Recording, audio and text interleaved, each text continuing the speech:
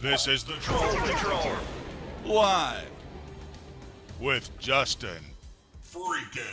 Welcome to the Troll Patrol, live. It's a freaking Wednesday, and I realized that, like, late in the day today. I thought it was Thursday. Really fucked with me when I was talking to clients.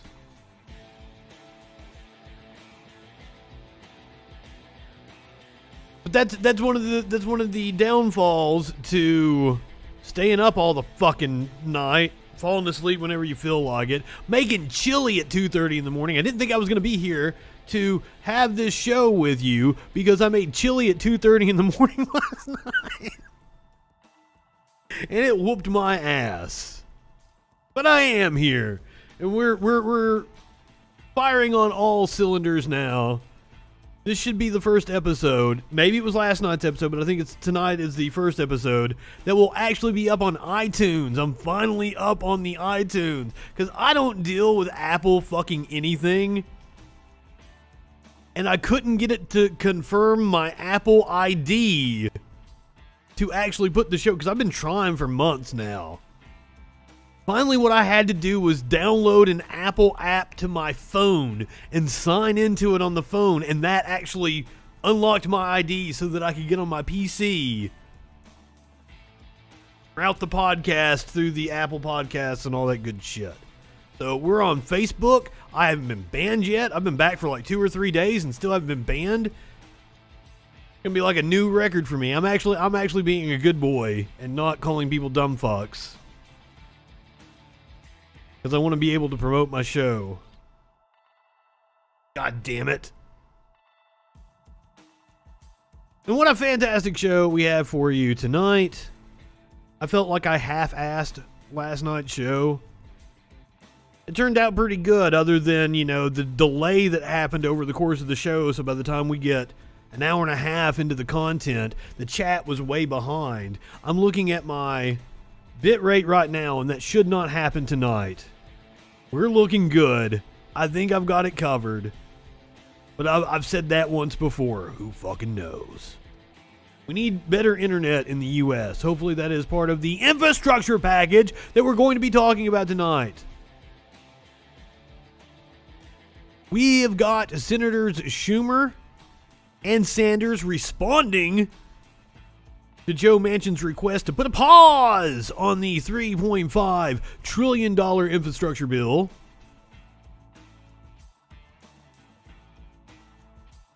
Speaking of Senator Manchin, his daughter is in some hot water. It seems she had a hand in the Epipen price gouging scheme. Sorry, I said that weird. Price gouging scheme. Maybe I'm not high enough for this shit. That's a good possibility. Plus, we're going to talk about Joe Rogan. He is threatening to sue CNN over their coverage of his COVID diagnosis. We're going to compare that with another I wanted to say radio personality. Howard Stern is indeed a radio personality, but Joe Rogan, a podcasting personality. I tried to segue there, and it didn't work out too well. We're going to compare two broadcasters. Didn't the French-Canadian debate already happen? Didn't that happen the other day? And didn't I go off on you and say, like, I'm American, sir? Yes, I realize America encompasses Canada, but to those of us here in the U.S., America is just these 49 states. I'll be dead in the ground before I recognize Missouri as a state.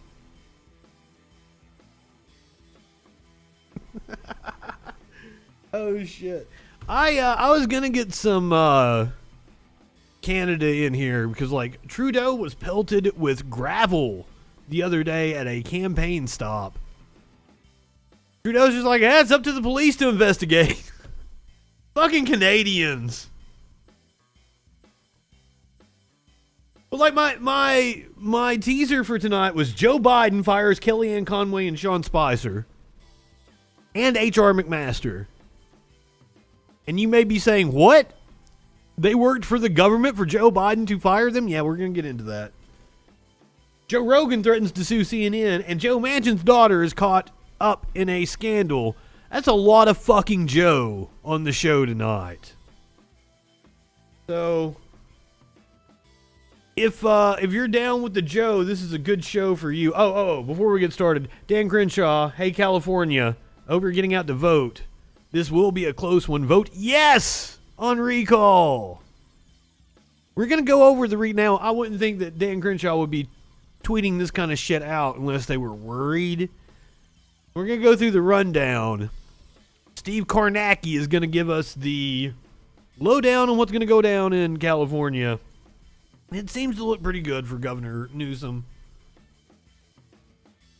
A whole lot of election news going on. A district in New Hampshire flipped from red to blue.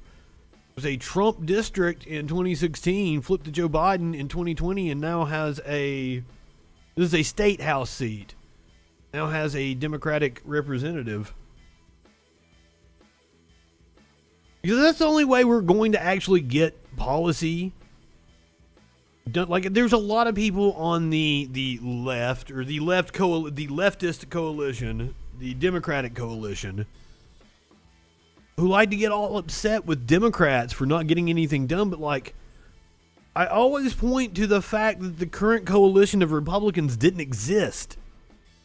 50 years ago, they were a fringe coalition within the Republican Party. Now they run it. These things take time, and you've got to look forward. Us progressives, we haven't been a movement for more than fucking what? A decade tops. Formed at the end of the Obama administration. So, like, we just have to keep fucking working at it. Luckily for us, the demographics are in our favor. That way, we give the leverage to Democrats like Chuck Schumer for him to reject Manchin's strategic pause on the $3.5 trillion mega bill.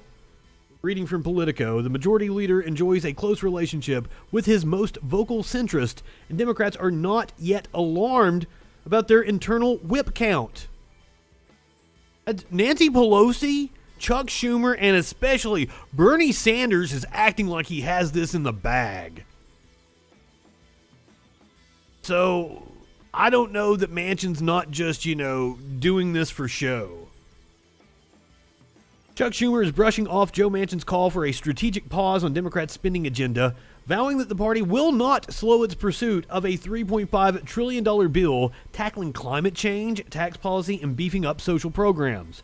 "We are moving full speed ahead," Schumer told reporters on Wednesday morning. "We want to keep going forward. We think getting this done is so important for the American people."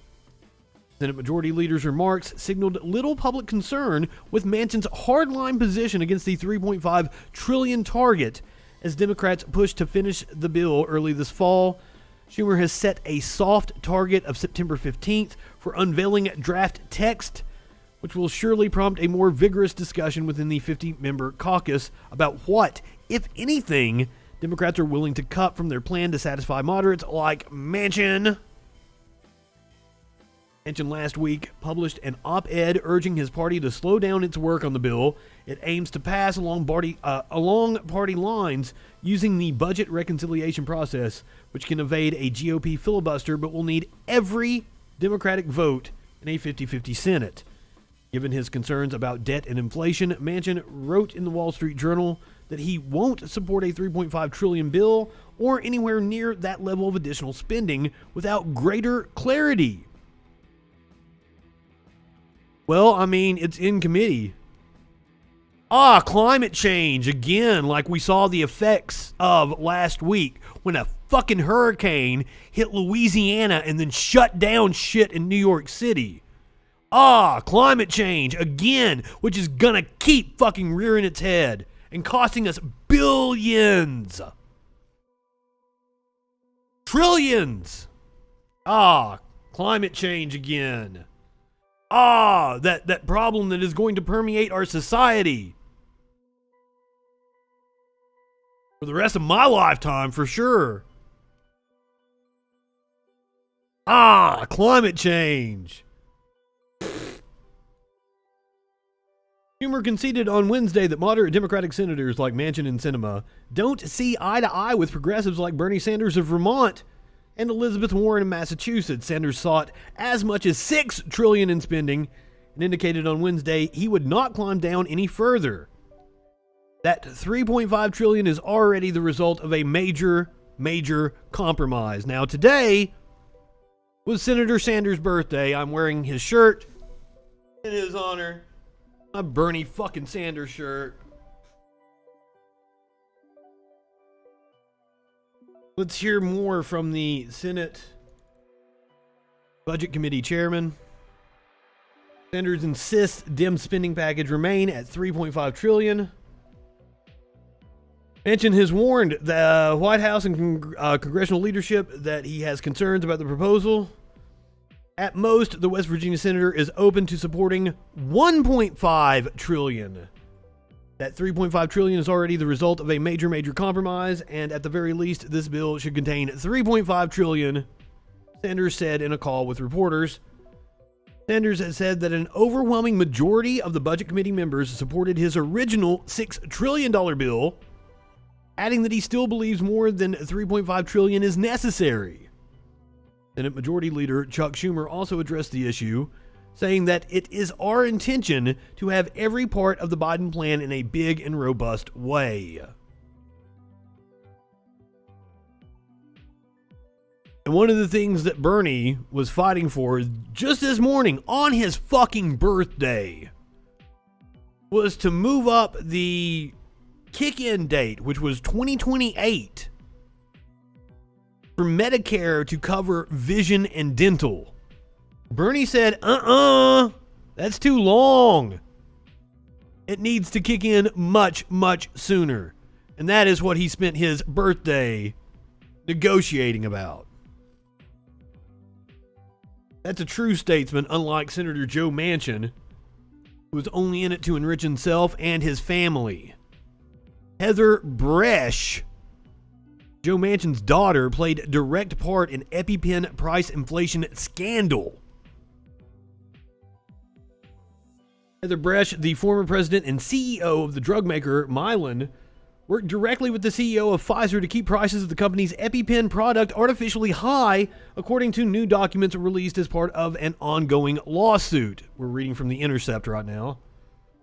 The documents also show Bresch approving a scheme to force customers captured by the company's monopoly to purchase 2 EpiPens at once, regardless of medical need. The Epipen is an auto-injectable device that injects epinephrine into the body. I think I said that right. Into the body, and can be the difference between life or death for a person suffering a severe allergic reaction. Who said what? Manchin said we wanted to have a pause on the $3.5 trillion bill and said he would go for $1.5 trillion, and Bernie said, nuh-uh, we already compromised. 3.5 is the number. Bernie said, nuh-uh, on his 80th fucking birthday.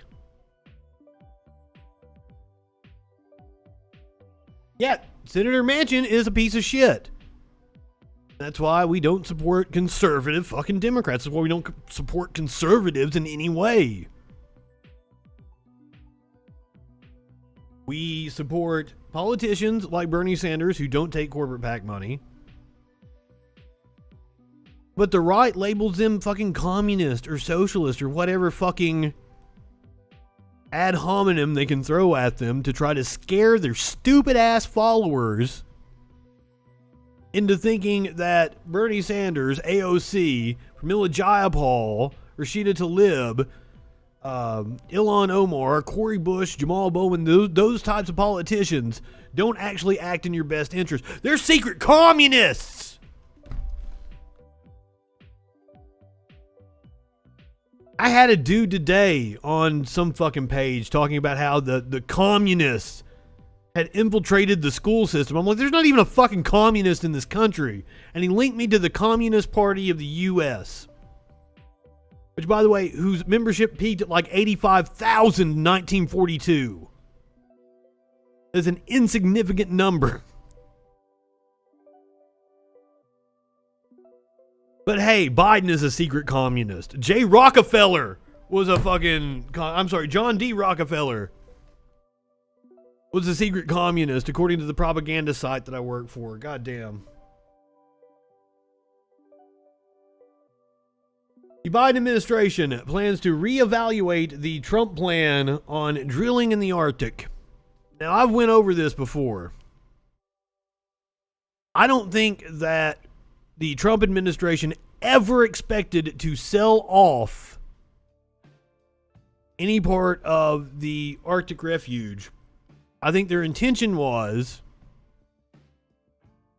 they never expected to actually drill on the land. They wanted to sell it off to private hands so that when another administration came in, like the Biden administration, they would buy the land back.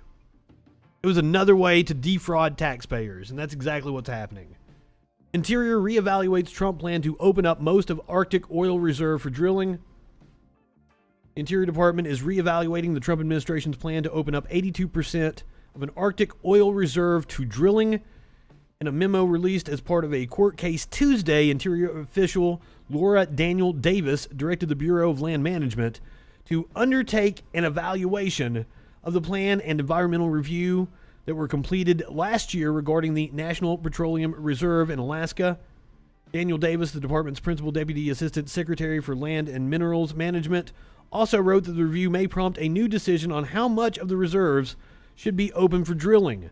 Until that time, the BLM won't offer leases for drilling on tracts of land that were newly opened up for drilling last year. Trump ain't buying shit. Trump ain't got no money. Right-wingers are morons.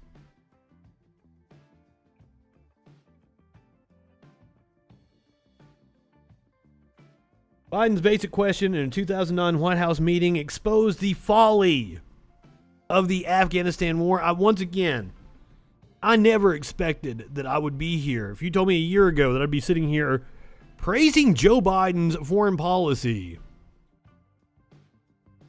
and bashing his domestic policy, I would have never expected that. Dude, fuck you and your drill baby drill. Fuck off. Seriously. Why do you want to come in here and fucking promote your stupidity? Why? Why do you do that? Yes, you are indeed a joke. You're an idiot.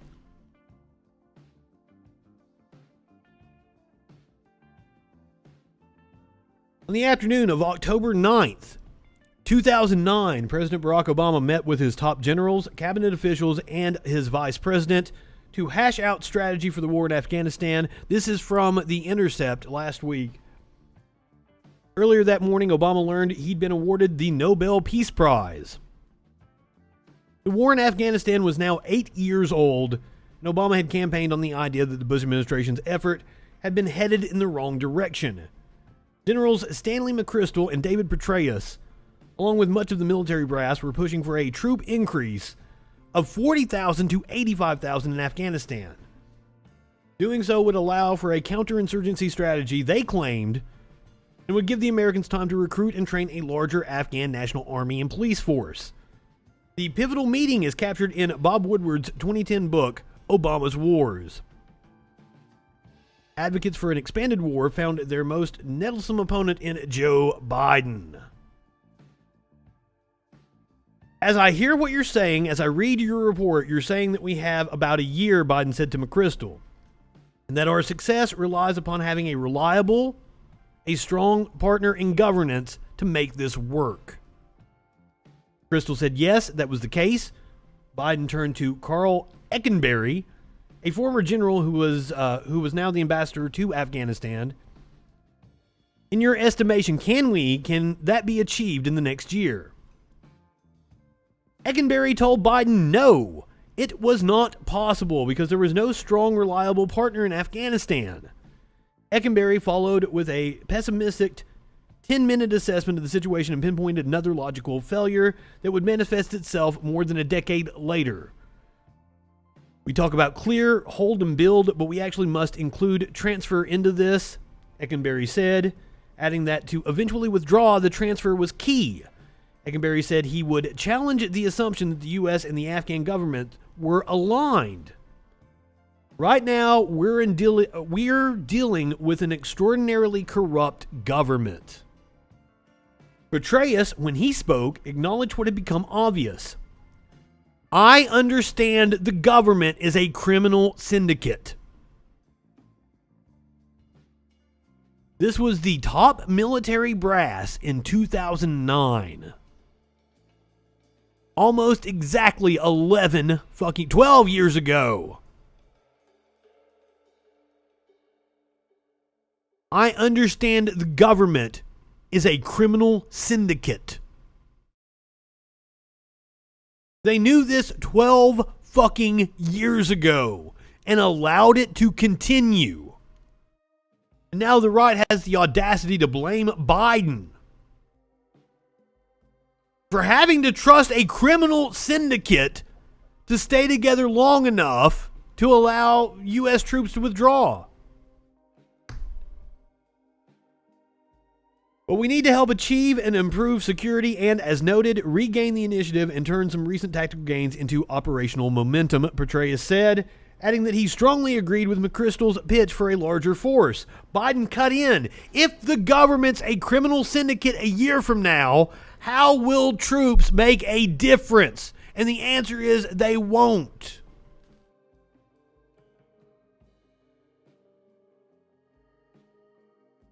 It continued under Obama because the generals pushed for it. And Obama didn't want to take the hit. What happened to Biden would have happened regardless of when they pulled out. If Obama had done that in 2009, the same thing that happened in Kabul this time would have happened then. It probably would have been more violent. Obama didn't want to take the PR hit. And that was just fine for the defense contractors that wanted to see the war keep going. But hey, I'm sure Greg Gutfeld has a good opinion on the situation. Also, can we ban the phrase, finally, the world is watching? Because nobody cares if the world is watching. The entire Taliban government right now has not a single non-Taliban member, right? And they're still beating the crap out of people in protest or going around doing nasty things. So the whole world is watching.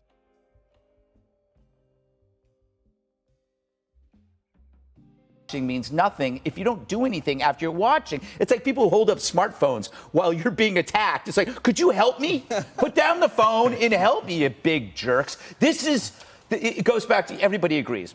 The decision we were into, the implementation, awful. This is so royally screwed up. It's almost impossible to unscrew it. It's like a car accident. You can't reverse it and get the car. Oh, I know. Right? You just hope that the insurance company will total it, so you don't ever get that car that never is quite the same.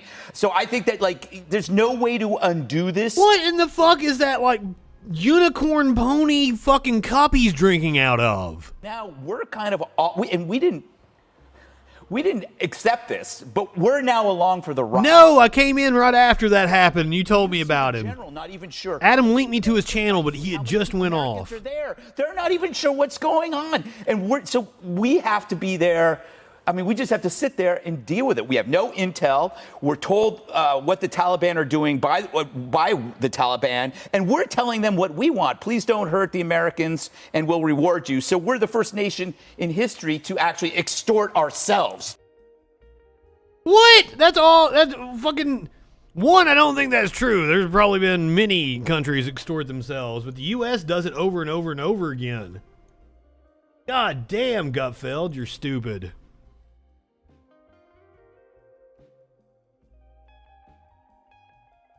What the fuck does that mean? It gives him strength versus the media. What the fuck are you talking about? What, Gutfeld? He is the media.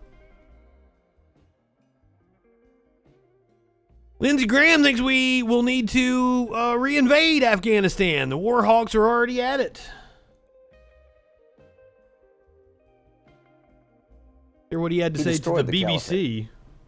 Okay, it rose on Obama and Biden's watch, and Trump sent the military in to destroy it. It rose on Obama and Biden's watch? What? Trump sent the military into... Trump fucking negotiated with the Taliban, released 5,000 fucking Taliban fighters as part of an agreement with the Taliban. What are you talking about, Lindsey fucking Graham? You idiot. When he left, there were 2,500 U.S. soldiers on the ground with NATO allies. They're no longer there. He killed Soleimani, which I think was a good thing. He rebuilt the military in a... He attacked a general for a nation in Iraq. Like it was like, how is that not an international war crime? Fashion where we can be effective all over the globe. The deterioration of the military during the Obama years was real. So here's my point. Whether you like Trump or not, whether you believe it's Trump's fault or Biden's fault, here's where we're at as a world. The Taliban... I think it's Reagan's fault and Bush's fault. I think Obama and Biden had a hand in it. Clearly, Biden, as we saw in 2009, he was on the right side of history back then. So I think Biden has the least culpability in any of this. You stupid ass. You have more culpability in this than Joe Biden does. Lindsey Graham. The Taliban are not reformed. They're not new. They have a view of the world out of sync with modern times. They're going to impose a lifestyle on the Afghan people that I think is going to make us all sick to our stomach. But most importantly, they're going to give safe haven to Al-Qaeda, who has ambition. We saw right-wingers, including Don Jr., praise the fucking Taliban because they agree with their stance on the fucking social media and restricting women. Fuck you, Lindsey Graham. Ambitions to drive us out of the Mideast writ large and attack us because of our way of life. We will be going back into Afghanistan as we went back into Iraq and Syria. Hang on, are you seriously think the United States will once again, in a foreseeable future, put troops back into Afghanistan? We'll have to. How many times do we have to teach you a lesson, old man? What the fuck? Fucking read a history book, Lindsey Graham. We'll have to, because the threat will be so large. Why did we go back to Syria and Iraq? Why do we have 5,000 troops in Iraq today? Because of the caliphate rising, projecting force outside of Iraq, killing Americans, killing the French, attacking the British. So yes, it will be a call. What are the British and the French doing in Iraq? We cannot deal with this over the horizon. Are you telling me they attacked people that were an invading force in their fucking country? Duh! Here's my solution. Help the resistance in the Panjshir Valley. The Taliban will not be able to govern Afghanistan. They're hated by the Afghan people. What's going to happen over time is you're going to see the resistance. The U.S. is hated by the Afghan people. ISIS will come after the Taliban large, and the entire country is going to fracture in the next year, creating a perfect storm for Western interests to be attacked. You can do one of two things. You can say, that's no longer my problem, let it build and get hit, or hit them before they hit you. Now, he was right in that it is probably going to divide along ethnic lines. Like, the Kurds would like their own state.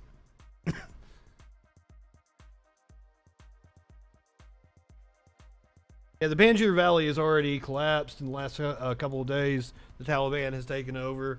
And I think that completes their takeover of the entire fucking country. Donald Trump is 100% likely to run for president in 2024. Do we have a video? We'll watch the video if we got a video here. I don't know. CNN wasn't playing videos for me earlier. I don't know what's going on.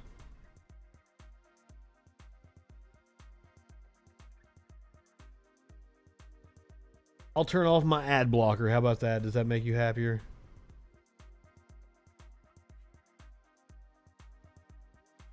Crystal Liza. Does anyone on? That was exactly what it was. It wanted to play an ad for me. Fuck them and their ad. Oh, there's Dan Crenshaw again. I'd like to remind everybody I would give anything in the world to piss in Dan Crenshaw's open eye hole. Give me that eye, pussy.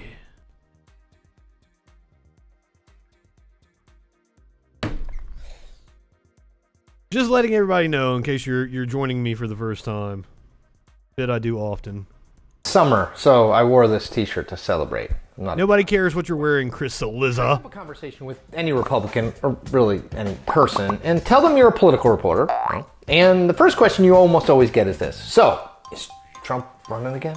Now, that question is, of course, both absolutely critical to the future of the Republican Party and the country, and utterly unanswerable at the moment, which makes for some awkward conversations. Apparently, Jim Jordan has said that yes. Trump said in an early May interview with Candace Owens on the Daily Wire, adding this, but I think people are going to be very, very happy when I make a certain announcement, end quote. He's going to hold it over people's heads as long as he can. You know, the deal response about 2024 has become de rigueur for the former president as he ponders his political future. But it also doesn't really mean anything.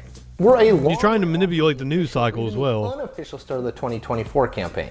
And we're only 6 months removed from the 2020 election, and Trump still hasn't conceded defeat in that one. He also happens to be legendary for changing his mind on a whim. So, don't bank on it. I don't think he's going to change his mind about this. It's not entirely clear whether his ongoing legal and financial troubles allow him to do so. Now that's probably going to be the key. Fascinating dynamic among would-be candidates, attempting to be both deferential to Trump and his vague wishes, while also courting his support in the event he doesn't run. Texas Senator Ted Cruz is the latest example of this ring kissing, traveling to Mar-a-Lago to have dinner with the former president in early May and making sure to tweet about it. Former U.S. Ambassador to the United Nations Nikki Haley felt the need to make clear that she wouldn't run in 2024 if Trump does. I would not run if President Trump ran. And I would, fucking sycophant. I mean, that's something that we'll have a conversation about at some point if that decision is something that has to be made. Then there's former Vice President Mike Pence, who touted Trump, quote, "We made America greater than ever before," end quote, at a recent speech, despite the former president's ongoing animosity toward him regarding the 2020 election and his role in it. Here's a little bit of what Pence said. So because of your support and maybe to a greater extent your prayers, we made history. We made a difference. For Trump supporters chanted, "Hang Mike Pence, hang Mike Pence," as they tried to overturn the 2020 election. While it's not yet clear whether Trump will actually run, what is clear is that unless something changes drastically, he will, A, be the clear frontrunner for the Republican presidential nomination, and B, be the clear underdog against President Joe Biden in a general election in 2024. He would lose in 2024. Trump immensely popular within the Republican base, and almost nowhere. No one else, exactly. He has no appeal. Problem for Republicans because they can't stop him from getting the nomination, see 2016, and he will struggle to win. I want him to run. I want him to talk about running. I want him to be in the news as much as fucking possible. Trump knows what he will do in 2024, but the entire Republican political world will be hanging on his every word between now and then and what he ultimately decides. Biden will more than likely run in 2024. We make new Anyone who thinks otherwise is stupid. Check them all out.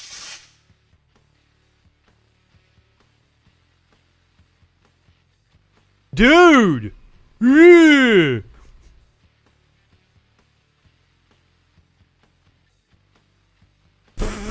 Ha ha! Watch it! Fucking, that's how politics works. God damn. Biden will almost certainly be the Democratic nominee in 2024.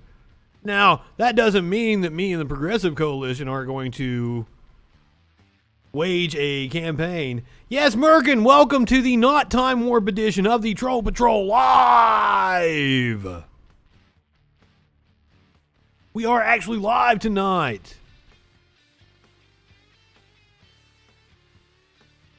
I don't know what people are, when somebody says Russiagate, I want to laugh in their fucking face. I don't know what the fuck that is. I don't like fucking, that is the extent I have exposure to cable news. I don't know what fucking talking heads have been arguing on news sites. I have the Mueller report and the Senate Judiciary Committee report right here. I can show you there was over 100 campaign connections between Russia and the Trump campaign. I can show you that Russia definitely wanted Trump to win. Well, I wanted Trump to win. They felt that Trump would be favorable to Russia. They didn't think Trump stood a chance. They just wanted to sow discord in the election.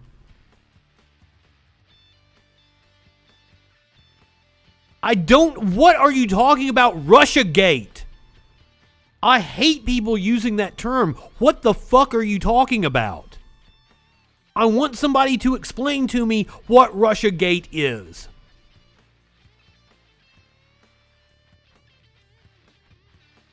Because I have the facts right here. I've already got the Mueller report fucking highlighted. So I don't know what people mean when they say Russiagate.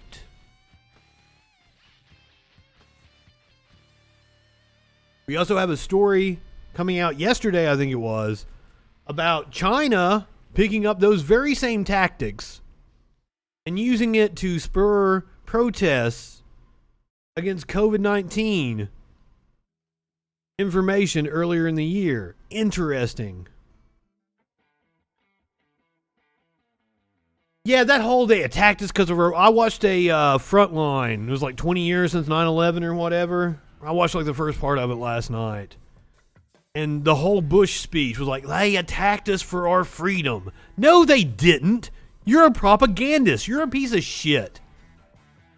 It made me so angry going back and watching that bullshit. And even Colin Powell, his fucking interview, like in Today Times, where he's talking about like our case just fell apart. Like they didn't know beforehand that they didn't have a case.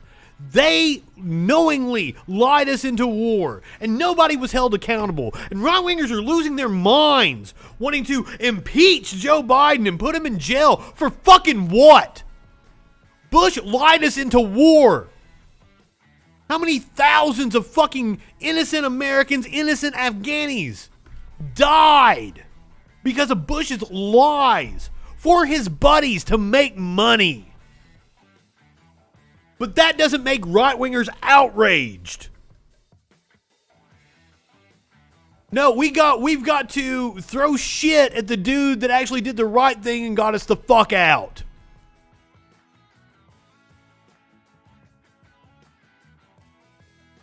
Well, I don't know that it's a thing of like hating their lives. It's so weird that, you know, I used to talk like back 20 years ago, as this shit was going, 15 fucking years ago, as this shit was going on, I used to talk about how, you know, terrorism was a desperate people. But now that I've actually looked at the research and shit, it's not. The number one profession likely to become a terrorist is an engineer. One of the best paid people in our society. And we saw the dude that drove up in front of the Library of Congress the other day with his little homemade bomb. He was in his fucking $40,000-$50,000 truck. I've had to Osama bin Laden, the most famous terrorist, was a fucking rich crybaby. Like, it used to make more sense to me. He did not have a bomb. It was not an active explosive. I don't know what that has to do with anything. Because, like, he's probably just too dumb to actually make one. He didn't know that he wasn't in front of fucking Congress. That's the problem with fucking right-wingers. They don't even know what building is what, how our government works. They know nothing about anything, but boy, are they pissed off.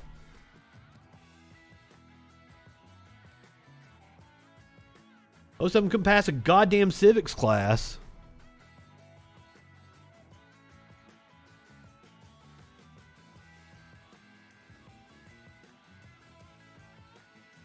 I'm certain Trump is going to run, and he's doing stupid shit like this. I am hoping he catches the COVID again. We don't even have to worry about him. He says he's not going to take a booster. I kind of think he already had one. Donald Trump will host the Holyfield Belfort boxing match in Florida on September 11th. On the 20th anniversary of September 11th, the former president is probably getting paid to be involved in a boxing match. Like, the absurdity of this. And I can't believe people take this stupid motherfucker seriously. It blows my fucking mind.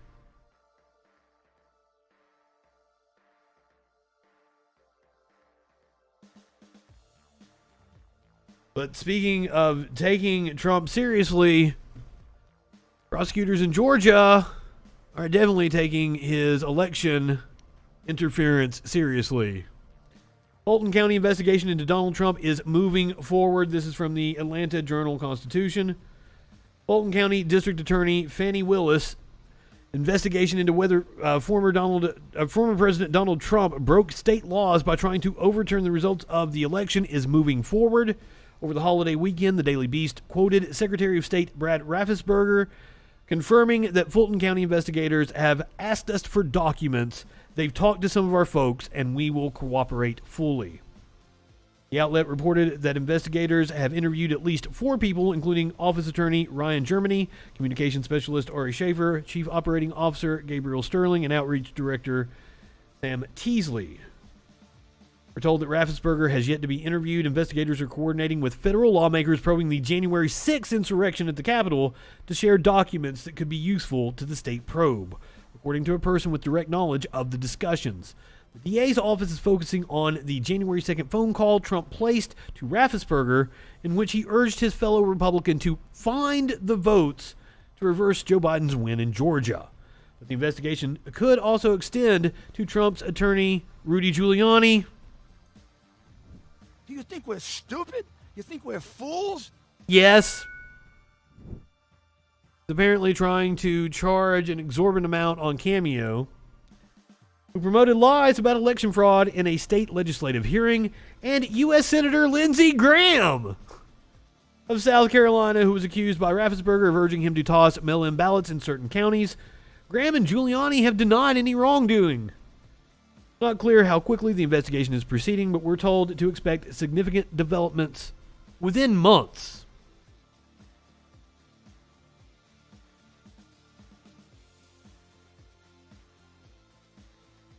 Trump might not be able to run. He may be held up in legal proceedings that he doesn't have the money to fight. Biden administration tells ex-Trump officials to resign. Motherfucking CNN. The Biden administration has told 11 officials appointed to military service academy advisory boards by former President Donald Trump to resign or be dismissed. Source familiar with CNN's K-File. Officials asked to resign include prominent former Trump officials like former White House Press Secretary Sean Spicer, former senior counselor to the president Kellyanne Conway, and former National Security Advisor H.R. McMaster. They were appointed to the advisory boards of the Naval Academy, Air Force Academy, and West Point, respectively.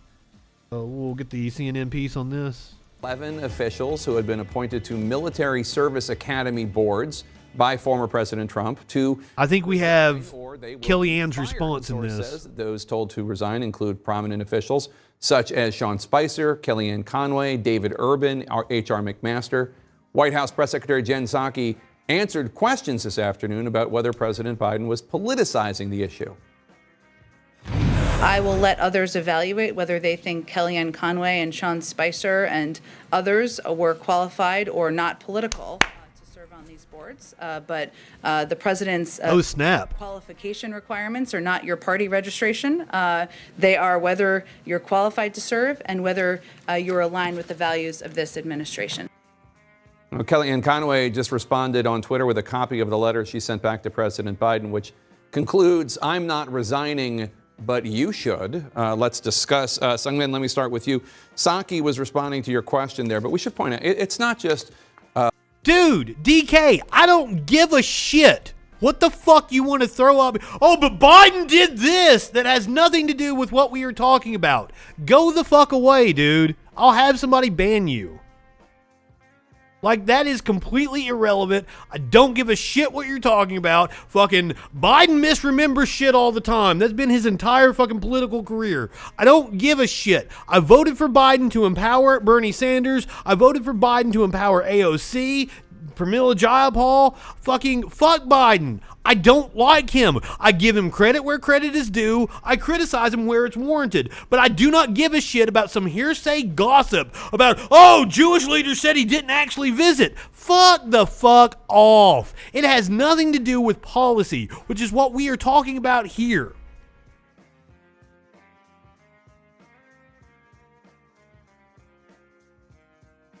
Do you have something to add to the conversation, or are you just a fucking little political hack, a little bitch that just wants to get his feelings hurt about everything that Joe Biden fucking does? I'm not a Joe Biden supporter, dude.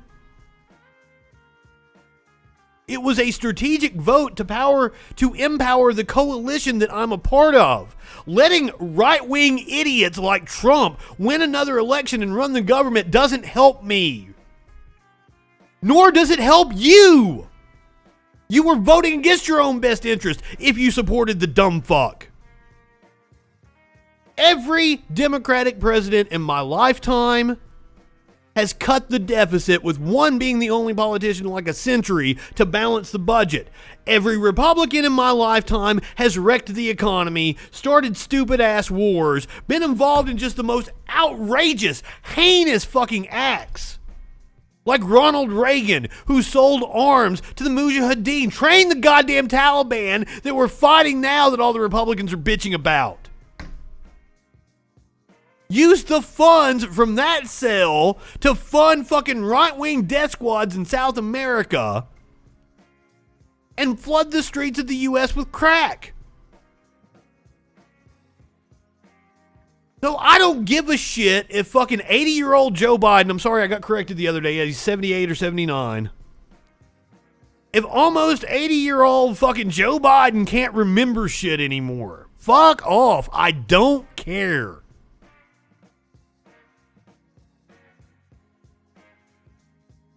And it has nothing to do with me talking about actual issues that matter. So please take your bullshit elsewhere. I love to argue with right-wing fucking morons. That's why I have a phone number open, 917-830-4359. I've got the Discord. Anybody is welcome. You can comment what the fuck ever. But if you want me to actually engage with you, then I would stay the fuck on topic. It doesn't matter in any way. What you're talking about is just sheer fucking idiocy. You got a retort? You want to try to call in or something? You got something to say?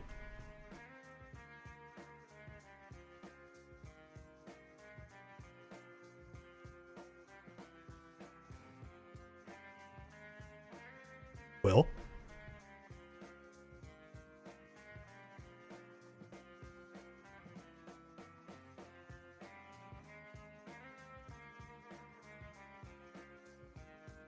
no, you get what I'm saying though, right? How fucking stupid you are. I wish you could feel embarrassment.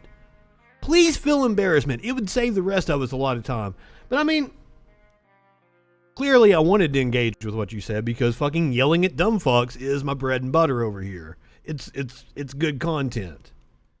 But like, I would like a higher level of dumb fuck, you know? I would like somebody that's at least talking about something that matters. I don't want to have to argue about stupid fucking gossip bullshit.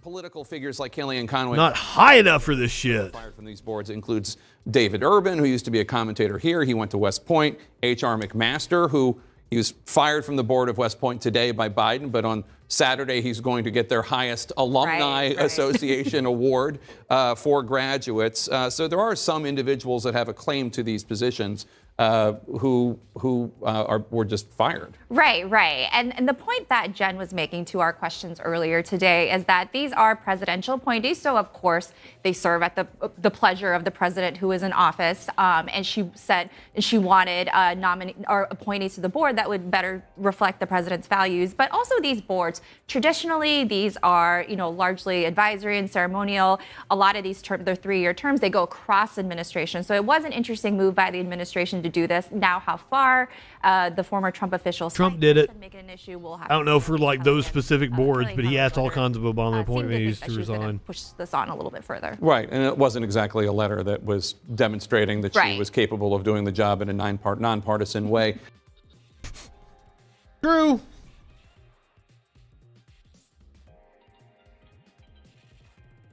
We have new video of the pipe bomb that was planted during the insurrection on January the 6th.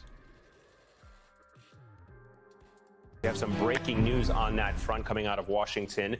The FBI is releasing new video regarding the person suspected of placing pipe bombs near the Capitol the night before the January 6th riot. It is one of the biggest unsolved mysteries of that day. NBC News Justice correspondent Pete Williams joins us now with more on this from Washington. Pete, what does the video show? What more is the FBI saying about this case? Well, the investigators say they still don't know who did this, and they're hoping that these 2 new videos can help generate some valuable tips. The first one shows the suspect walking up to and sitting down on a park bench near the headquarters of the Democratic National Committee. Sitting on a park bench. Dun, dun, dun, dun. The bomb is planted later after this surveillance video, but you see the suspect sitting down there at the park bench, reaching into a... Oh, yeah, busting out a little Jethro Tull on you.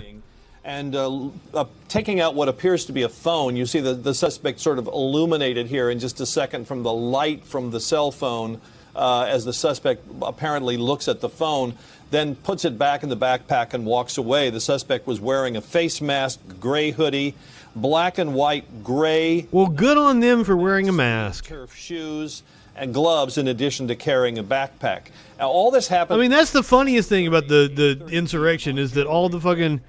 insurrectionists had a perfectly fine reason to wear masks and didn't because they're idiots. The route that the FBI believes the suspect took from the Democratic National... I think we're just shy of 600 arrests now. The other bomb that was placed at the headquarters of the Republican National Committee, both of these near the Capitol. The Republican National Committee on First Street, the Democratic National Committee on South Capitol, both of them in southeast Washington. And as the video rolls along, it's not just a still frame map, but you'll see the dot there of the person moving along.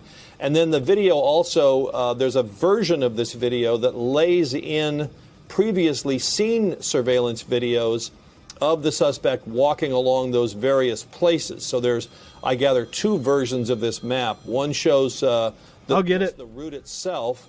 And you see down in the lower right screen. How the fuck is a phone ringing in MSNBC's goddamn fucking TV studio? Away from the Republican National Committee site, and here's how it shows the video laid in. Maybe that's why George had some issues with her. Like they had a contentious relationship there at the end. Probably still do. Was based, although investigators now say they don't believe that the person was from this area of Capitol Hill. So they've obviously canvassed probably every house along this route. They've looked for every single frame of surveillance video that they can find. And they've been able to, by looking at all these various videos, figure out where this person was walking, where they came from, and how they came to plant these two pipelines. I mean, I assume they're a visitor for the fucking rally. Discovery just hours before the rioters stormed the Capitol pulled away many law enforcement people from the Capitol, and it was a distraction to law enforcement. And it's not only a mystery of who this person was, and I'm using the term person advisedly because investigators haven't said whether they believe it's a man or a woman, but one of the mysteries is these two pipe bombs made of metal pipe and what appeared to be ordinary kitchen timers. The analysts who've looked at them say they appeared to be fully functional. They were made with homemade black powder. So the question is, why didn't they go off? Right. And they've never been able to quite figure that out. What was the purpose of planting them? They just don't know because they don't know who this person was, Eamon. Pete, real quick about this video. Do we know in terms of why it's released now? Was it just recently acquired by the FBI, or do we know if it was in their possession for some time but decided to release it now to get information?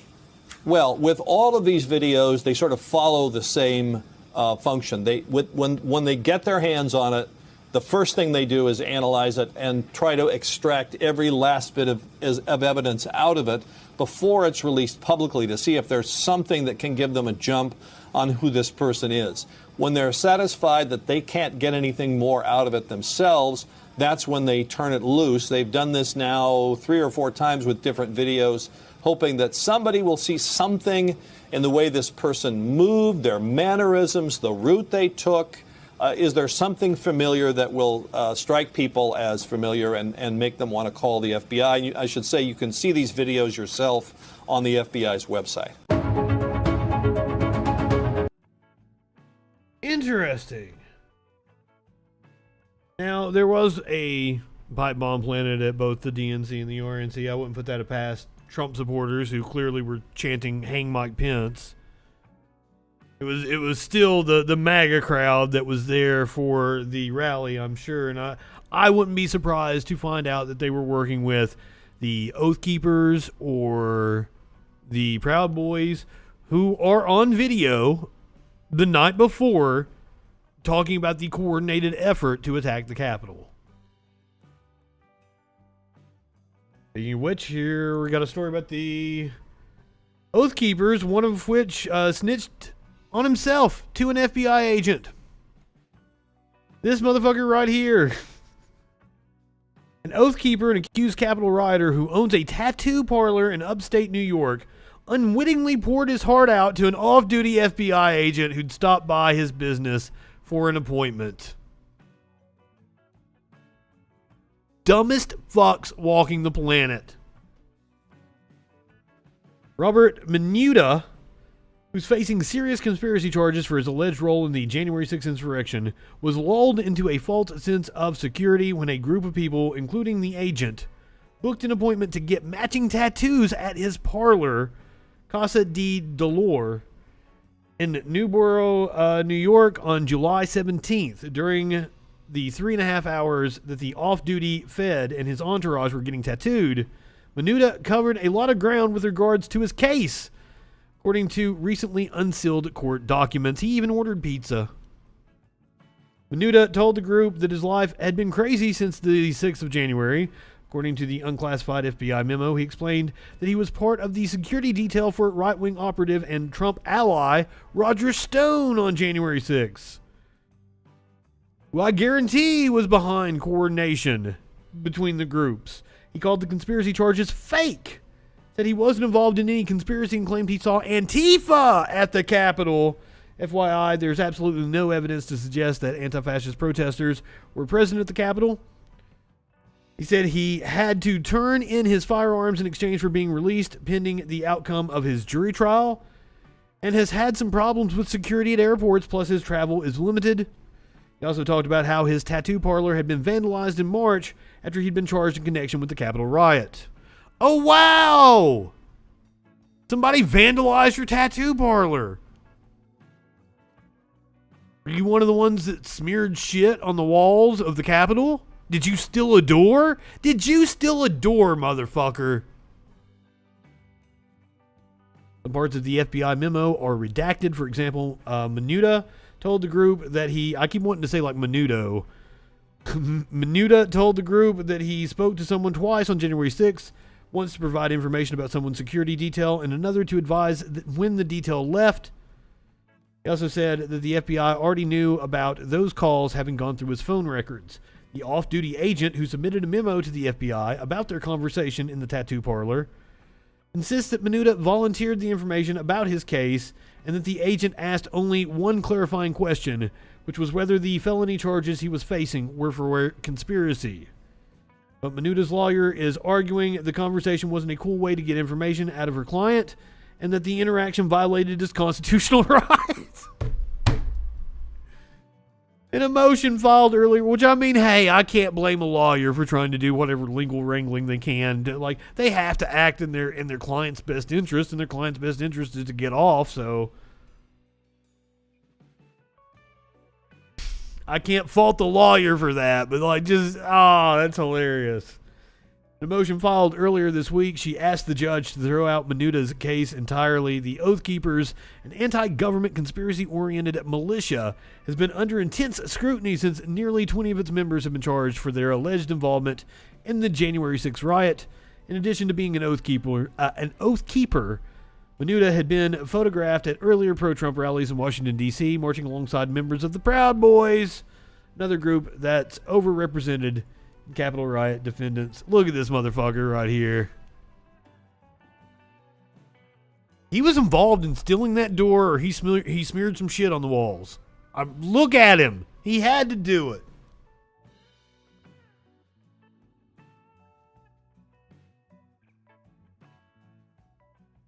Now, I alluded to this when somebody brought up the stupid-ass Russiagate earlier.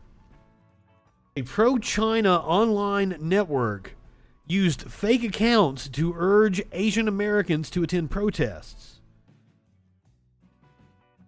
The campaign is the first known instance of China-linked actors fomenting real-world U.S. protests. A network of fake social media accounts linked to the Chinese government has attempted to draw Americans out to real-world protests against anti-Asian American racism and popular but unsubstantiated allegations that China engineered the virus that caused the COVID-19 pandemic. This is according to U.S. security firms. They don't name the firms in this Wall Street Journal article. So, a bit of skepticism, quoting U.S. security firms and the Wall Street Journal. The attempts to physically mobilize Americans have so far failed, researchers said, but they represent a troubling effort reminiscent of Russia's attempts to sow discord during the 2016 presidential election, which absolutely happened. I don't know if...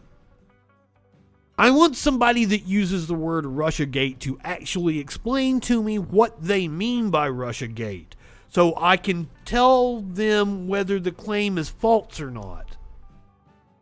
There was this whole cable news debate, and like apparently it turned Glenn Greenwald into a fucking lunatic about exactly what... Well, I mean, it was pro-China too.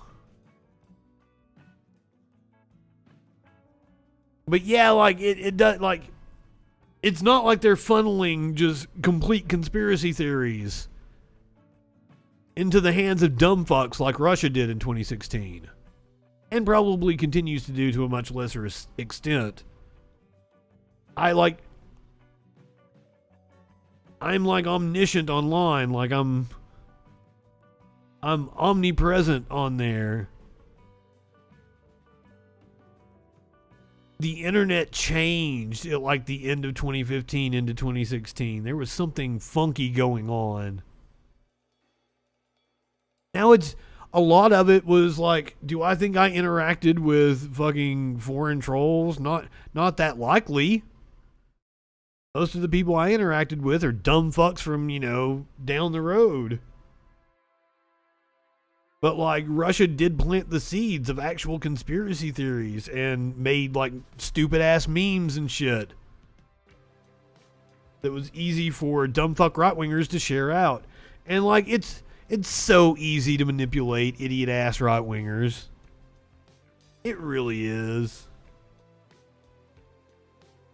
According to research published Wednesday by Mandiant and Alphabet's Google unit, thousands of accounts across dozens of social media platforms, including Facebook, YouTube, and Twitter, and online forums have urged Asian Americans into the streets to protest against racial injustice in the U.S.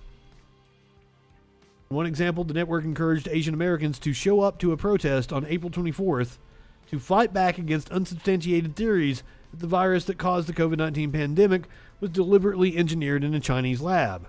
The network later claimed success, even though the protests appear not to have taken place.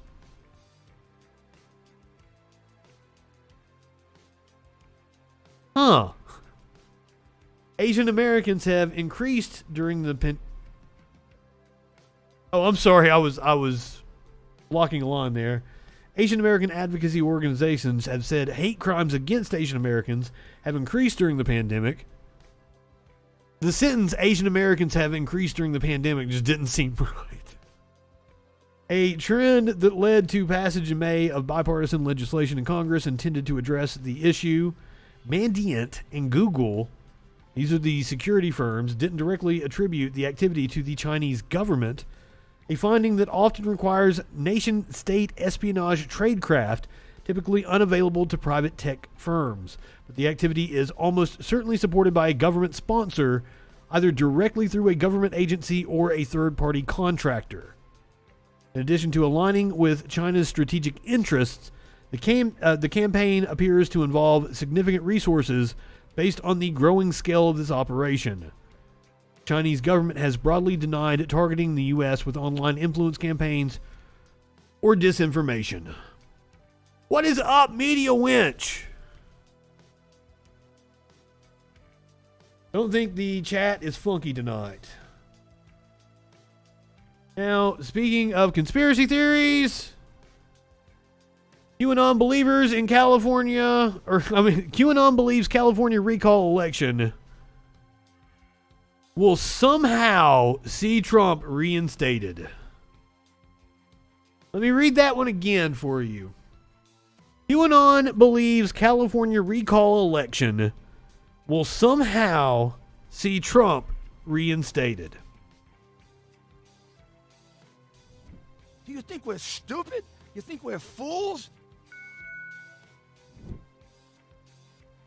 Oh, fucking Ron Watkins over here. It took me a second to remember his name. I had to look at the credits there. QAnon followers have turned their attention to the effort to recall California Governor Gavin Newsom, baselessly claiming the Democrats have deployed a bot army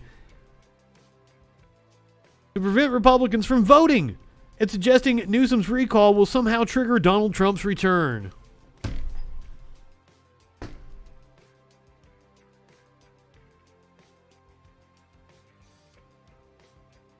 Media Winch, did this start in one of your groups you've been following?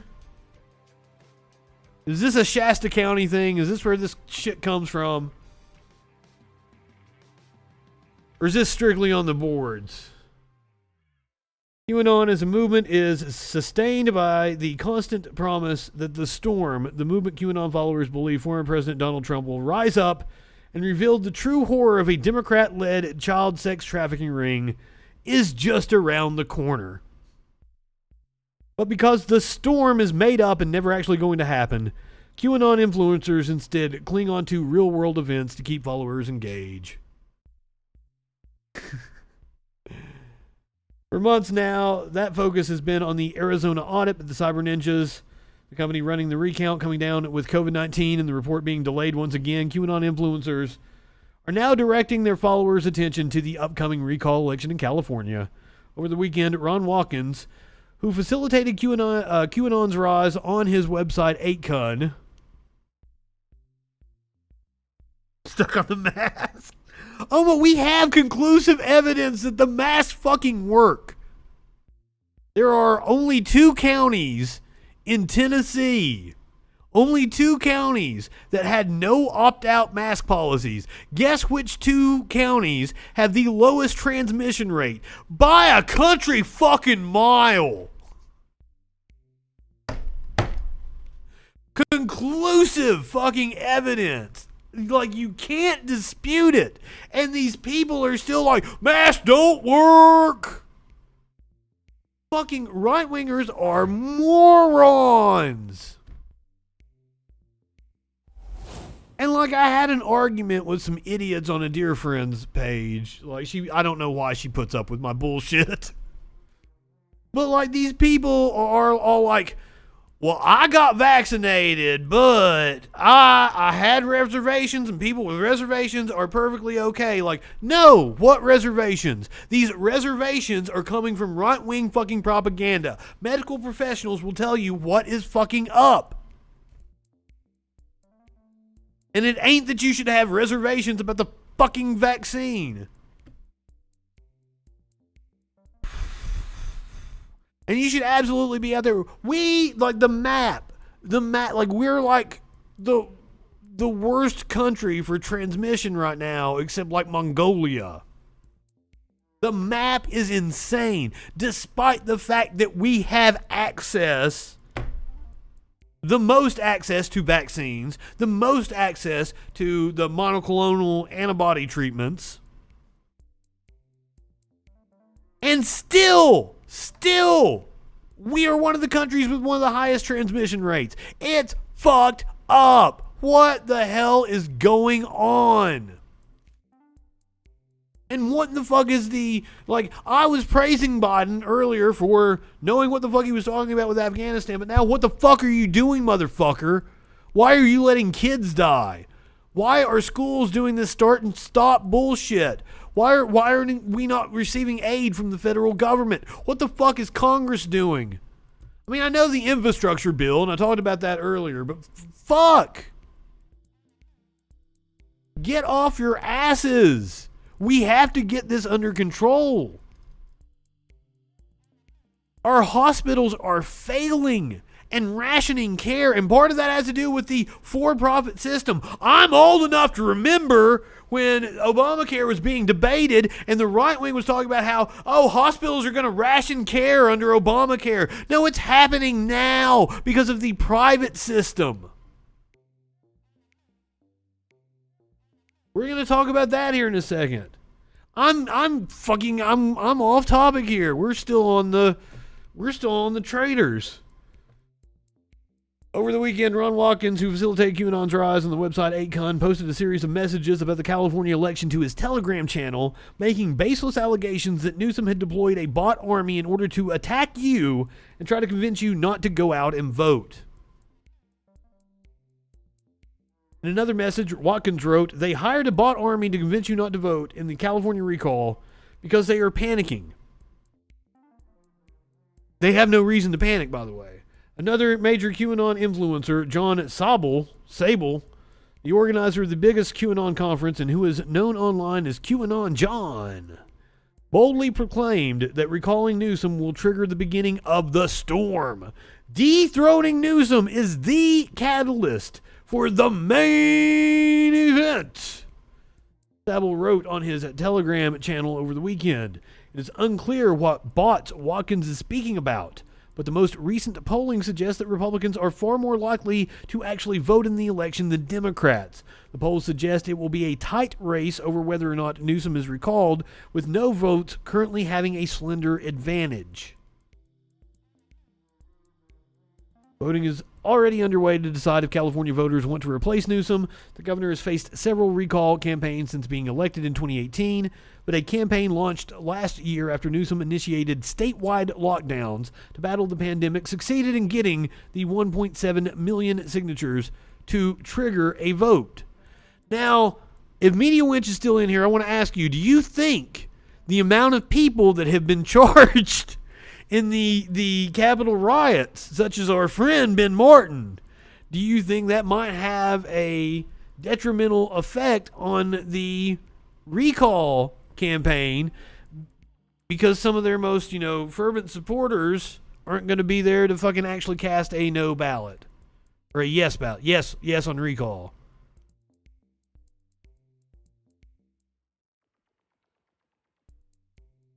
Shit is hard to keep up with, so let's go to... Oh, no, I don't want this. Fuck you, Ron DeSantis.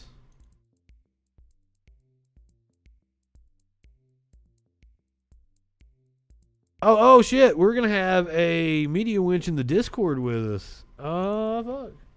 You gonna let us know?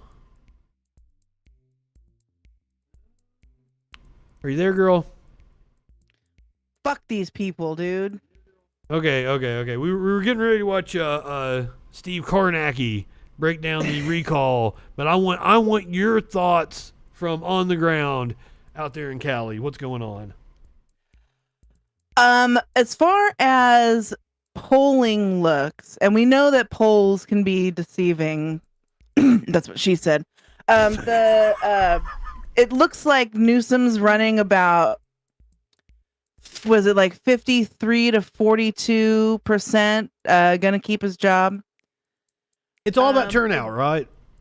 Huh? It's all about turnout, right? It is all about turnout. The conservatives have a tendency to shoot themselves in the foot and be like, "Don't mail in your ballots. Go and fucking sign up in the day and go vote the day and me." So they end up with a smaller turnout because these fuckers can't even end up turning out on the right day generally. Well, now also, like, will the amount of people, because there's been a shit ton of people from California arrested in the Capitol riot. Also, people sick with COVID because they're COVID deniers. Do you think that might be enough to help Newsom keep his job? I hope so. Short answer, sweet and to the point. Thank you, Winch. Yeah, I hope so. Have you voted already? I have my ballot. It is actually sitting right here next to me. Yeah, I got to go ahead and button that up and throw it in. I'm going to check and see if there's a polling place that's going to be close or a drop-off box that I can actually go physically drop it off. But if there isn't one that's like close by, I could just throw it in the mailbox. It's like 3 minutes walking distance away from my house. When is the election? What day is it? The 14th, September 14th. I was thinking the 15th. What is 14th? That's Monday? Tuesday? Next Tuesday? It should be a Tuesday, right? Elections are on Tuesdays. Depends on where you're at. Like, it could be any day. It could be any fucking day of the week here in Alabama. It is a Tuesday. So that is one of the issues I've been very passionate about here on this show, is that, like, they should always be uniform. There should be a spring election day and there should be a fall election day. It should always occur at the same time for every municipality, and that's when you have elections. I don't like these, like, a city council fucking election will be in June on a Wednesday. Fuck that shit. I'll take it one step further. I think that any be a holiday. Yes. Why do you got to step all over me? I'm sorry. But yeah. Any large election day, statewide election, or a federal or national election should be a holiday. Well, that's what I'm saying. Local elections shouldn't be allowed to be outside of the state and federal elections. They should all be held together. You've got to fucking do it on this certain day. You got a day in May, you got a day in November, so you can do primary, blah blah blah. But, like, all elections have to be on those specific days. Like, I know, like, if you have a special election or whatever, like, no, you push it to fucking November, the second Tuesday in November after the first Monday, whatever the fuck. First Tuesday after the first Monday, that's it. I think maybe in some smaller jurisdictions that may cause, like, a bottleneck for maybe places that don't have, like, as many poll workers. That's also what she said. That would just make it more difficult for maybe the older constituency or people who don't have the day off or can't get the day off to be able to go in and vote. I don't mind, like... That's why we have to make it a holiday. That's why we have to make it a holiday. And we can pay people to do it, but there's no reason why we can't pay people to fucking work the polls and shit. Like, we're the richest fucking country on earth. We can do whatever the fuck we want. We choose not to. We do pay people to work polls, Justin. Not me. I'm usually the one playing the music for the people working the poll. That's...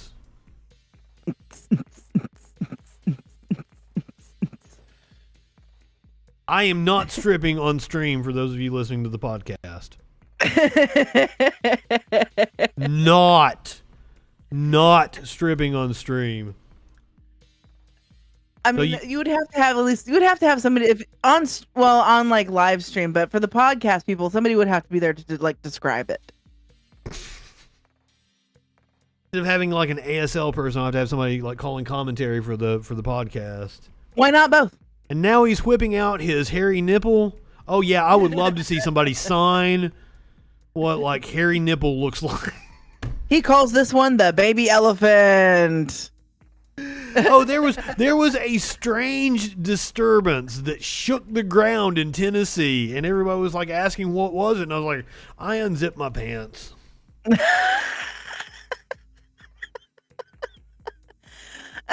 You sent me a message the other day about, there was an earthquake in California. Did you feel it? And I'm like, no.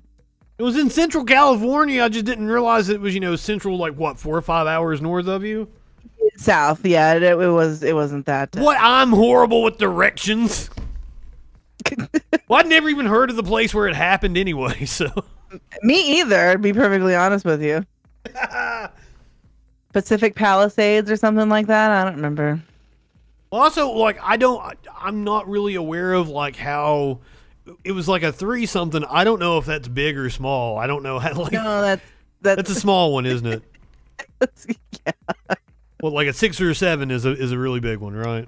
Yeah, that's a rump shaker. That's the size. A rump shaker. That's the same size as the last. All I want to do is zoom, and a boom, boom. Just shake the bay. That was horrible. I need to stop singing on stream. I've done that multiple times tonight already. My apologies. When I start rapping is when we're in trouble. And like, what is that? Like Tones and Lock or Tones and Effect? What was the name of that band that did that song? Drum Shaker? Yeah. That was Rex and Effect. Rex and Effect. Okay. I got them confused with like what, Tone Lock or something. Yeah. Fucking like, so I've sang Rex and Effect and I've sang Jethro Tull tonight on stream. That's an odd pairing. That is an odd pairing. I have an eclectic taste in music. What, did you just growl at me? No, it was G. Willikers. Oh. It sounded like a growl, and I was like, well, that would be a good segue to the video I have of a man that like was on a plane and he's growling and like chewing on his mask and shit. That's so weird. Have you seen it? No, people are so weird. Well, it's one of those, you're gonna see it like on one of Dave's shows this week, I would assume. Yeah. One of those viral videos. No show on Echoplex tonight. Dave's taking the night off. Yeah, could he not find a co-host or something? I would have came on with him. No. He's burnt out. He streamed on Monday because I took Monday off, and he did the Northern California rundown and watched the Board of Supervisors meeting and the Red, White, and Blueprint podcast. And then yesterday... Oh, yeah, that will wear on somebody. God. At least it's not Adrian Curry. He was watching Adrian Curry last night when I went over there. What, was he? Oh, okay. Yes! Yeah! And he was like, yeah, Media Winch is right. Just about an hour in, she just goes batshit. She does. But like an hour in, she started getting pissed at chat, and it was fucking hilarious. Like, I just happened to, like, because she bitches and complains that, like, nobody gets the notifications from my Facebook. I get every fucking notification when she's live. And then I also get notifications when she fucking comments on other fucking right-wing bullshit. So she's just fucking stupid. Oh my God. I see, fucking, right now, Facebook is like, it wants to shove Spike Cohen up my ass. Do you know who that is? I don't. He was the vice presidential libertarian candidate in 2020.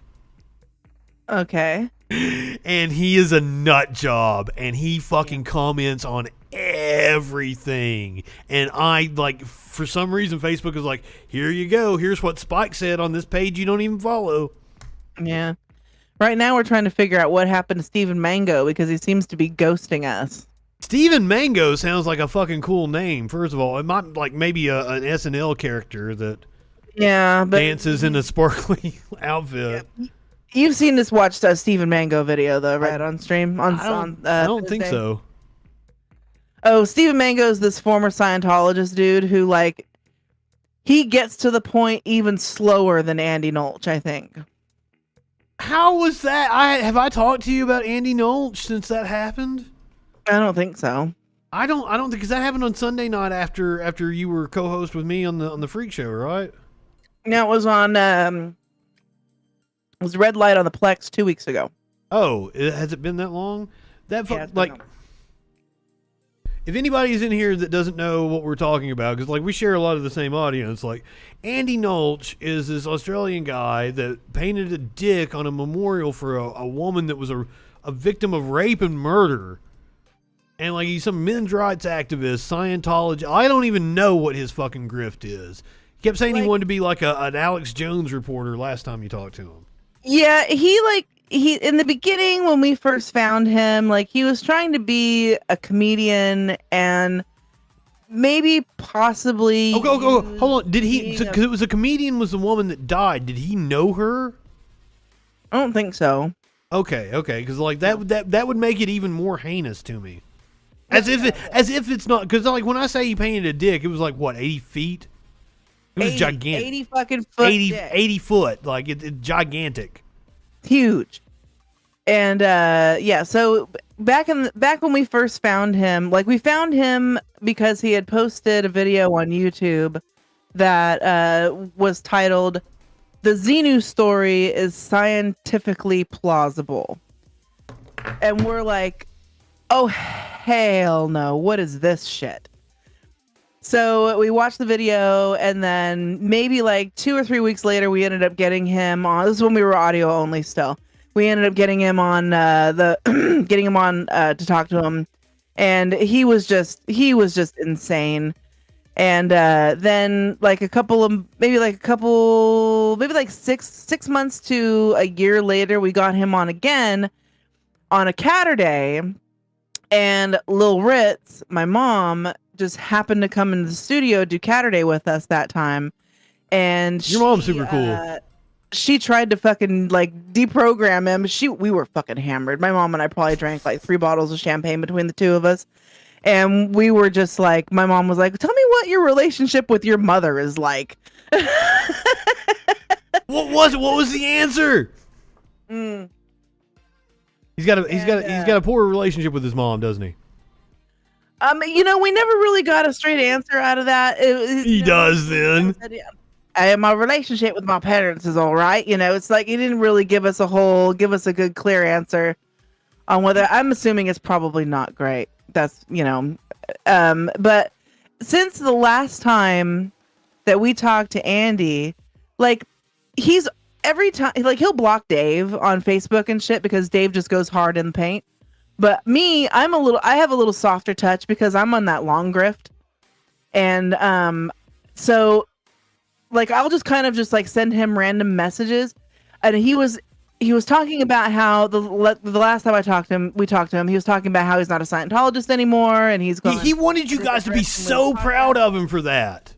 Yeah. He was looking to you guys to give him affirmation, and you denied it. Dave specifically denied it every time. Because I don't believe he was ever a Scientologist in the first place. So it's hard to congratulate somebody for leaving something that they weren't a member of. Well, is Scientology prominent in Australia? I mean, he's in Sydney, right? So. No, he's in Melbourne. Oh, it's still a large metropolitan area. There is a Scientology contingency, right? Mm-hmm.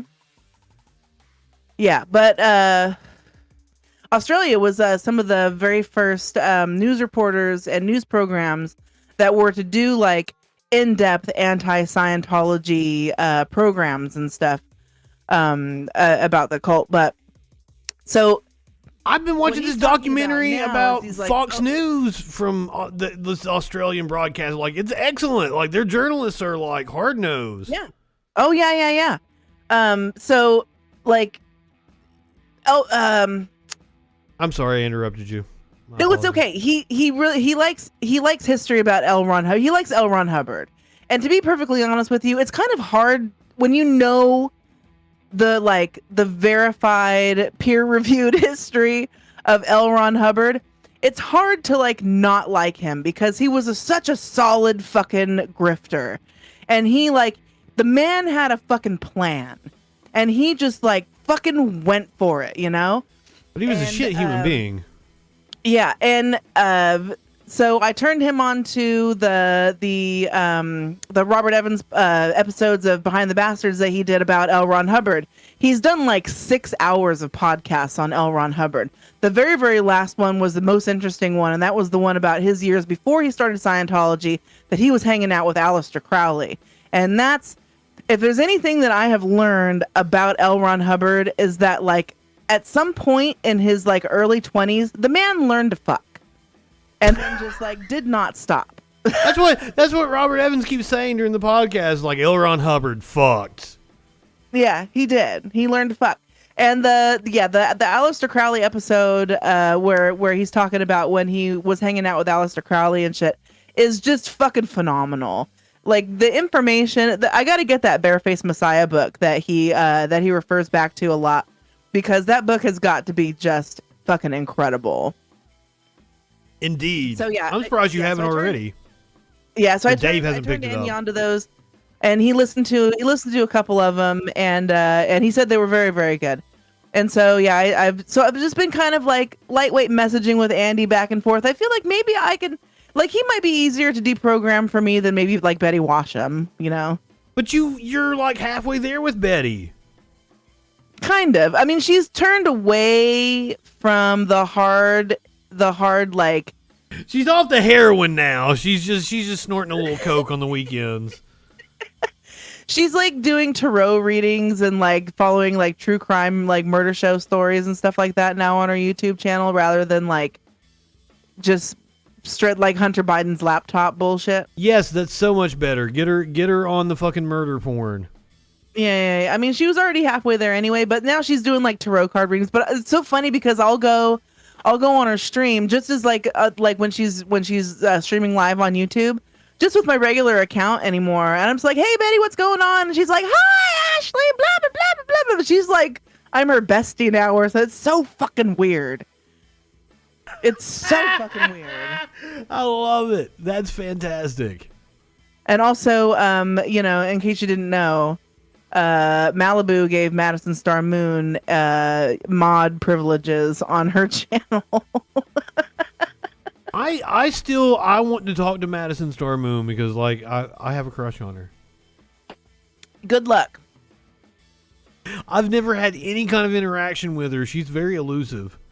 Oh, dude, just go find her on YouTube, on Facebook, and send her a message and be like, hey, I'm Dave and Ashley's friend. And then she'll either block you or she'll talk mad shit.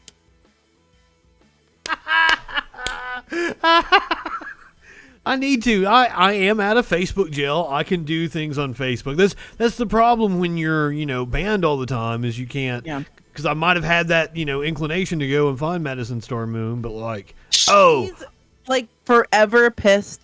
I think maybe specifically at me for like deprogramming Peter Ferris, who was one of her like super besties. And I really hate saying that because these are all people that she's never met. They're like internet friends only, and then they invest so much personal fucking attention into relationships online versus the ones that they have in real life that it is just it's crazy. But so there was this other chemtrail idiot. Well, I mean, we can't talk too much shit about online friends because like we're online friends. No, but we have like full intentions of becoming real life friends, and that's different, you know. That's like we actually talk about shit other than like the bullshit that brought us together originally. Like we have a genuine relationship. Yeah, exactly. I mean, it's like Nathan Blaze, right? Like I love Nathan to death.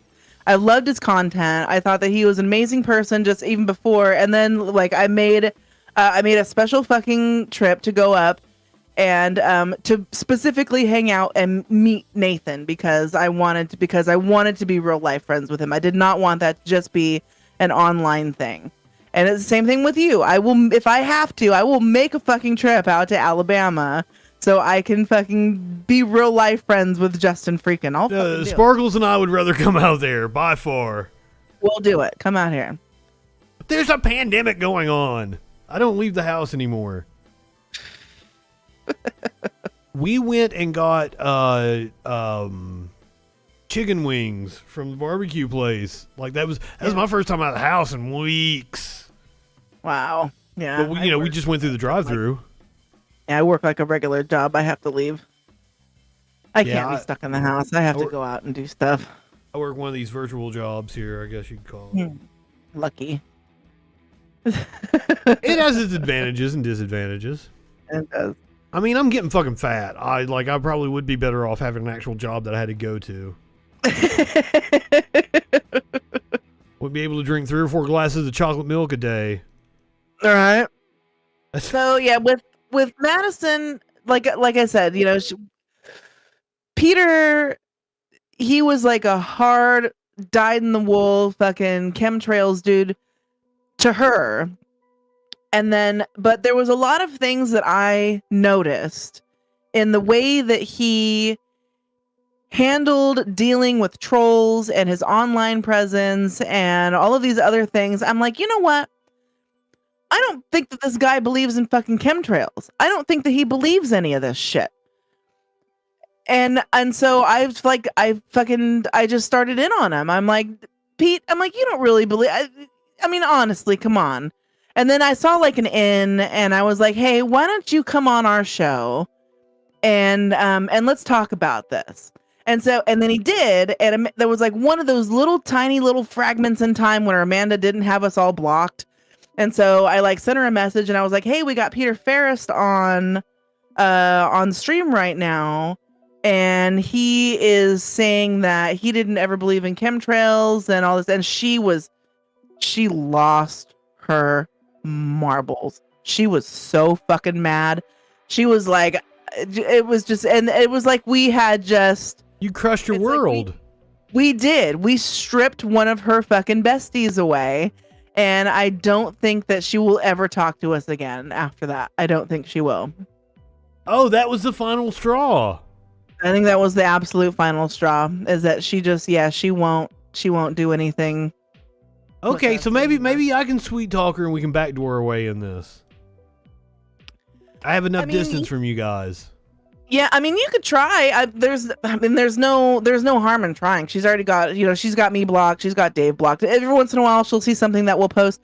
What was really funny is that like Chip had done a remix of, he used a loop of chocolate, and then had a bunch of Madison Star Moon drops, and just did a fucking mix, like a 10-minute long mix of just Madison. I think I watched Dave play that the other day. It's so good. It's so funny. And is there a video for it with like a DJ like doing it, or is that something else I watched? It's on YouTube. There's a clip on YouTube, but she took that clip and then she cut us out of it and then reposted it on her YouTube. Okay, yes, that is what I watched because Dave told me about that. Yeah. And then all of her friends were like, "This is awesome."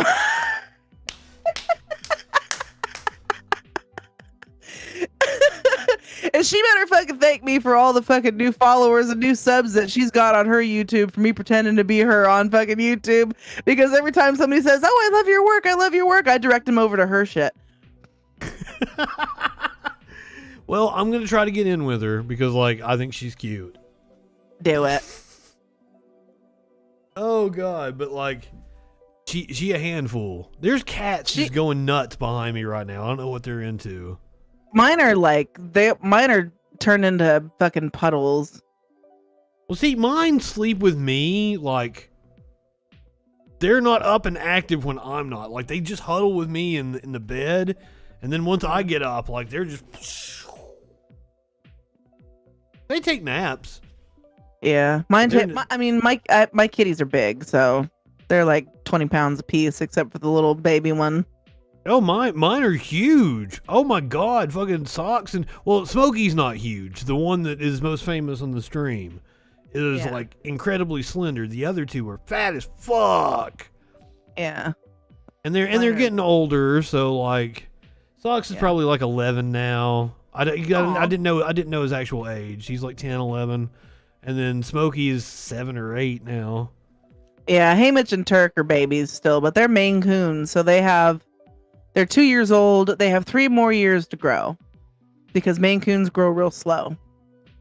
Yeah, I call this asshole a baby just because, like, he is a smaller cat, but he fat. You know what? Like, he's just a smaller boned cat, but he looks like a little potbelly pig. Yeah. Socks is a big ass cat. We have the little teeny one now. Jeremiah went and rescued a little feral cat from up the property up north, and it's so. Oh, I think I saw a pic. Did you post a pic? I don't know. I can send you one. She's super cute. She's like. You better not be holding on cat pics, holding out on me. She's been on stream. She's just a little teeny little baby. I'm in and out. You know how it is with me, because like after I finish my stream, I've usually got work to do. I go cook dinner. Like I'll have you guys on in the background. Yeah. If I come over here and sit down to like pack a bowl and start talking, I get sucked in. Dave's like, "Hey, Justin, get on stream. Justin Freakin, join us. Justin Freakin, join us." Yeah. Yeah. So Widget's little teeny baby, and it was like, as soon as we brought her home, hey Mitch, the big orange kitty. He like adopted her immediately. He's like, "Oh, this our baby, it needs cleaned," and then just started cleaning her. Turkish was not so welcoming, but after a couple of weeks, he came around, and now it's just like a old gay couple who adopted a tiny little baby girl. See, they still don't like Maynard. I've had him for 2 years. I mean, like Smokey tolerates him, but like Socks and Maynard don't get along at all. And it sucks, and I hate that for Socks. Yeah, Maynard and I have bonded though, so that's the thing. That's a great name for a cat. Maynard James Kitten. Mm-hmm. All my cats were already named, but I had to give them my own special spin, right? So Socks is Socks because he's a tuxedo and he looks like he has socks on, but like I renamed him Socrates and he's Socks for short. That's cute. And then Smokey is Smokey because he's gray, of course, and like that's just too plain for me, so he's Smokey Bong. I just got a fucking text message from Kevin Kiley for California on the recall, and it's my god! Like, okay, how many candidates are there's? Like fucking 40, isn't there? I know. Hi, and it's what's fucked up is that like this phone number that I have used to be, I don't know, some person named Jamie's fucking phone number. So like I'll get all these fucking text messages from numbers that are up north because I have a 530 area code for my phone number, and so it's not even my fucking name on it. It's all, "Hi, Jamie." This is David with the Kevin Kiley campaign. Newsom has an early lead. How has the advertising been? Have you gotten a lot of fucking ads for different candidates with this crowded field? I don't have regular TV. I just have a bunch of streaming services. Like I have Netflix and Hulu and Amazon and Roku. You're still getting targeted ads on that shit though, right? No. Oh, you're not? You get what? You probably are like me and you have an ad blocker. Oh, well, yeah, I use like Brave browser will block most ads, but yeah, I don't get a whole lot of political ads and shit. I get like the main time I see ads is if like I'm playing something on the PlayStation, I flip over to YouTube and then like fucking there's nothing I can do about the fucking ads, and I get these they're very Alabama centric. I get like fucking pushing to get vaccines. So like the Alabama football coach is like, "We all want packed stadiums in the fall. Get your vaccine." Now see, this last weekend I went to go see Hamilton at the Orpheum Theater. Yes. And that theater was sold the fuck out. Sold out. Like, did you feel comfortable with the because you're in California? It's a lot different than here in the raging red county that I'm in. You felt safe. Everybody had to show either proof of vaccination or proof of a negative COVID test within the last 72 hours. Are there mask mandates in California right now? Yes, there is. And so everybody had to be masked, and you had to wear your mask the entire time unless you were taking a bite or taking a sip of your drink, and then you had to put your mask back on in between. Now, see, I could go with that if I could, get those kinds of restrictions in place. I would still go out to dinner and shit. I ain't going outside in Alabama right now. Ain't a chance in hell. Markles and I went out to dinner 3 weeks in a row. To answer the question in chat, are the kids vaccinated yet? Nope, not going. Well, the kids you can, over 12 kids are getting vaccinated. Under 12, they're not. But there was also a stipulation that kids between 5 and 12 also had to show a negative COVID test within the last 72 hours, and children under 5 were not permitted in the theater. So that cuts out, like, there's not a large cohort that could have been there. Yeah. And you stay in your little bubble and shit. Kind of. I mean, I don't really have... I mean, I work. And I work too much and then stream too much to really have any kind of life outside of, like, the weekends. And then generally, I just go and either hang out with my sister or my mom. If I go hang out with my mom, then we do end up usually in Napa at some fucking ridiculous restaurant having drinks and fucking good food. I don't know if you saw what I did on the stream there. You're probably a couple seconds behind on the stream. No, I saw you. Were you here the night that the dude asked me? He told me like a parable. Everybody told me he was trying to say that he fucked my, imaginary theoretical wife. But like I thought he was trying to tell me some parable or something. And he said like my truck caught fire and then he saved my wife and my dog out of the truck.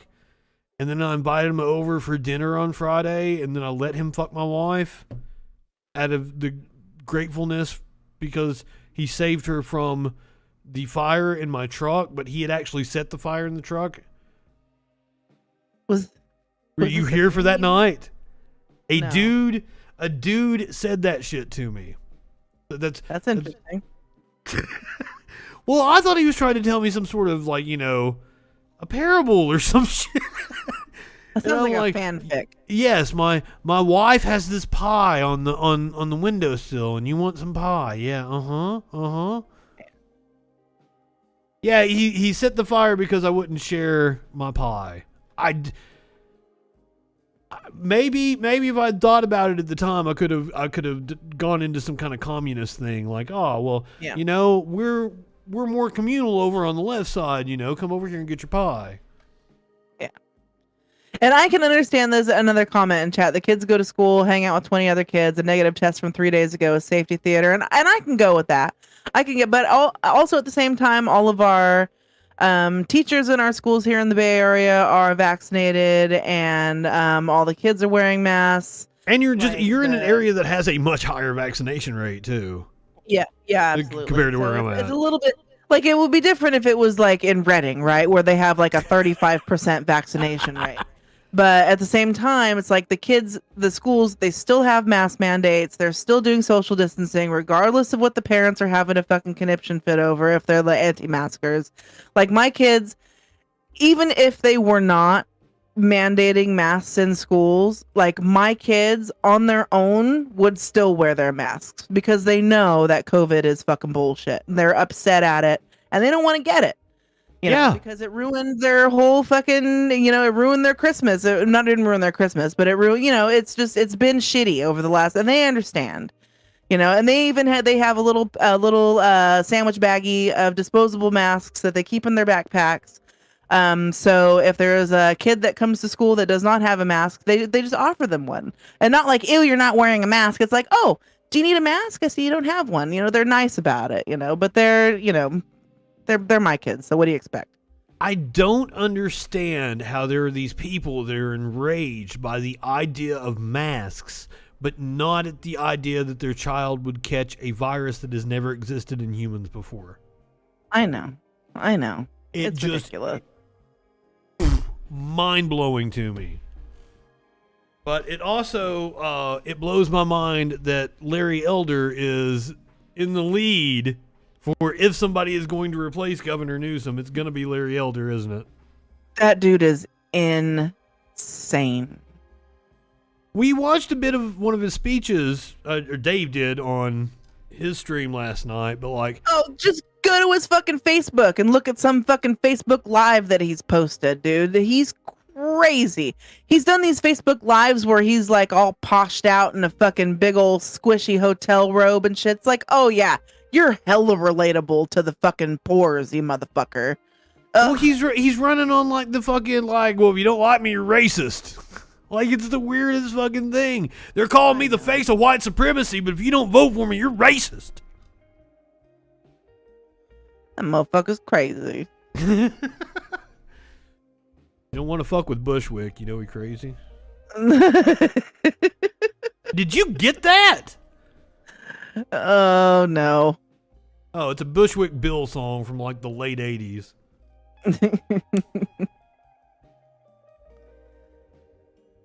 I couldn't rap any more of it because like it is filthy as fuck.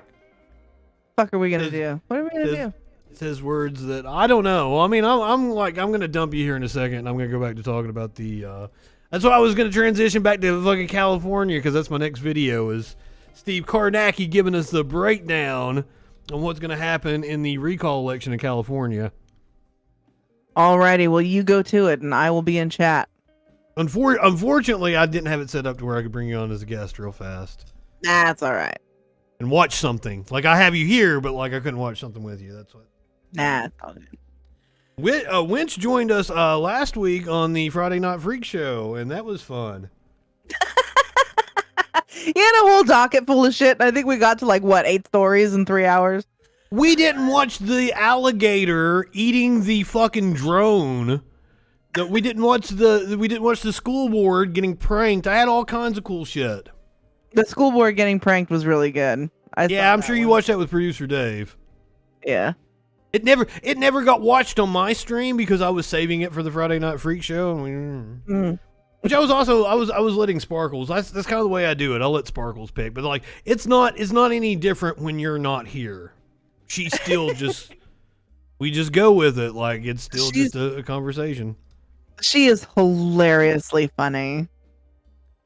That when she came on my birthday stream, and that like I had to fucking convince her to do that because I've been on to her because like she's like seen like most of the comedians in the area in like a romantic sense, and she's way funnier than them, and like they fucking dump her because it takes a chunk out of their ego, right? So I've been trying to convince her to come on the stream with me. The birthday stream was her very first time. We come on with producer Dave. We're like 5 minutes into the stream, and producer Dave goes, "Oh, you've got jokes." Like, yes, she does. She keeps me fucking rolling. She's hilarious. And I mean, it was the same way whenever I started on Echoplex, is I started on Local Love. That was my first show on like episode 15 or 16 or some shit. And I was just coming down to the Bay Area for a couple of days. And Dave was like, "Oh, you should come on. You should come over and do this podcast I'm doing, blah, blah, blah, blah. It's about local music. And we just sit and chat and have drinks and blah, blah, blah." I'm like, I have no fucking clue about local music. I've never been on like I'm like, I'm not funny. You can like, talk. No. And he's just like, "No, you're fine. Come on." And here I am 5 years later. You were an integral part of the what's the word I'm looking for? Of the organization of the corporation of Echoplex Media.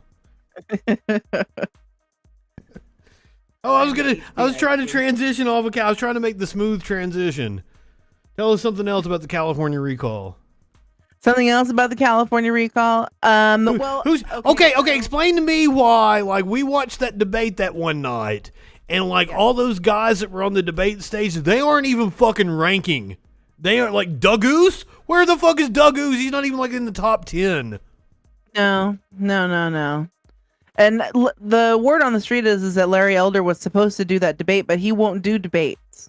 He won't do debates. He won't do any video appearances. He won't do any news appearances. He's like, you remember that movie with Eddie Murphy called The Distinguished Gentleman? No. I've seen a lot of. Was this during his like family movie time? No. It's way before that. Oh, okay. Well, like I should have seen. You should watch that. You should watch that movie. Absolutely, I'll watch an Eddie Murphy. And if it was before his family movie time, it's like Richard Pryor helped him write it or something, right? Yeah, I don't know about Richard Pryor, but there's a lot of good people in that movie. It's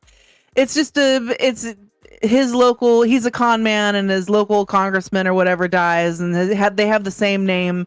So he ends up getting elected to Congress just based on his name, on name recognition. And it's a black guy getting elected in a white guy's place, is what you're saying. Yeah. That's a good comedic premise in like the late '80s. Yeah. I like it. I'll definitely give it a shot. Yeah, it's a good one. You're comparing him to Larry Elder? I mean, kind of. It's like he's just trying to get elected on name recognition without doing any sort of real, like, political positioning. You know what I mean? That's kind of what Trump did. I mean, yeah, it's true. In order to win the Republican nomination. Once he won the Republican nomination, the machine got behind him. But up until that point, he ran this, like, non-traditional... I'm just going to troll the news all the time and go to Twitter and shit. Well, that's how you get free press. Mm-hmm. You got to know. And acting crazy. And that's why Larry Elder is the top candidate, because he acts crazy, right? Yep. Well, there you go. Well, let's get the breakdown from Steve Kornacki. Media Winch, thank you for joining me. Oh, thank you for having me, sir. I will see you later. It was a pleasure to get your insight on the California election, as well as, a little behind the scenes of what goes on here on the Twitch. Two good friends getting together. Now, she kept making fun of my accent the other night on the Freak Show. I don't think I really sound that hick, do I? Comes out sometimes. What are you watching for in this final week? Yes, Steve Kornacki. Again, just the backdrop here in California, I think we all know an extremely Democratic state. In 2018, when Gavin Newsom was elected governor, here were the results. This was a 24-point victory for Gavin Newsom over his Republican opponent. Then in the 2020 presidential election, Joe Biden beat Donald Trump in California by 29 points. You got to go back all the way to 1988 to find a Republican presidential candidate who won California. That was Bush Sr. in 88, or who even came within 10 points in California. So that's how blue California is. That's the backdrop for this. Now, the polling in the early part of this summer, mid part of this summer, was suggesting this was a very competitive recall election. However, the more recent polling in the last week or so has started to trend back in the other direction. Remember, it's keep or remove. That's what folks are voting on here in this recall election. And you see that keep number, you see a bunch of double-digit for keep poll results that have come in here in the last week or so. If you average together everything that's out there right now in this polling, keep Gavin Newsom, don't recall Gavin Newsom, right now leads on average by 11 points. That's a pretty significant jump from, I'd say, about 2 weeks ago, Chris. That's a pretty significant margin as well. For Newsom's side, for keeping Newsom. If you look back, California actually 18 years ago, it had a governor who was recalled, Gray Davis, at this same point, a week out from Gray Davis's recall election back in 2003. It was That's how they got Arnold in the polling, and Gray Davis was in fact removed. So now it's double digit for keep in this polling. But again, there is a week to go. We will see what happens here. The world, as we know, is full of surprises. If Newsom were... That's an understatement, Steve Kornacki. Simultaneously, voters are also voting on a giant list of candidates to replace Newsom. Whoever gets the most votes from the giant list would become the governor immediately. This is the polling average right now. These are not all of the candidates. These are some of the candidates. But the headline here is Larry Elder, who is a conservative commentator. He leads the way right now in this video. Now, apparently there were reports that Newsom was able to, nudge out any kind of progressive challenger. Because that was their biggest worry in the recall, was that that there would be enough progressives get behind a certain candidate be able to knock him out of being able to get the majority of the votes. If it ever came to it, if Gavin Newsom did get recalled next week, Larry Elder looks to be the front runner in that race to replace him, Chris. As I said, I had his speech from yesterday, but let's visit his Facebook.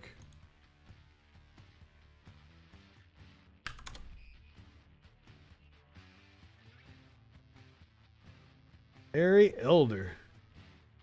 I don't know, for a second there I thought that was Florida. I was like, why do you have Florida in your cover photo? Let's see one of these Facebook Lives. That's what I'm looking for.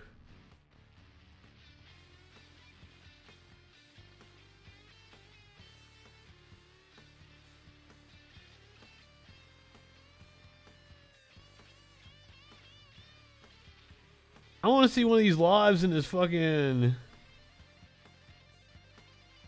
robe. Medium, which was he's probably done a shit to this is like all the videos he's done the past 4. Oh, here's the robe. Morning, Road Ragers. Got a question for you. Should I sit down with the editorial board of a particular newspaper here in California? I'm born and raised in California, and which particular newspaper, sir? I've written half a dozen books, 2 of which were New York Times bestsellers, and 2 were on the bestseller list of this particular newspaper. They never reviewed any of the books. I'm amazed fucking Red Hot Chili Peppers haven't come out and started playing behind me. We've mentioned California so many times. My column is carried in one major newspaper here in California, another major newspaper. World Ragers, I don't know. Never carried any of my over 1,000 columns I've written since April of 1998. As you know, I also executive produced a film called Uncle Tom, an oral history of the black conservative. It's a Malone film, directed by Justin Malone. It had a higher IMDb rating than any of the 5 that were nominated for Best Oscar, for Best Documentary, Oscar for Best Documentary. And my unknown movie that I had all my friends and people that worked on it go review it on IMDb had a higher IMDb rating than the Oscar films. What? That's some logic right there, sir. It made more money than those 5 that were nominated for Best Documentary combined. But this particular newspaper never wrote one word about the documentary.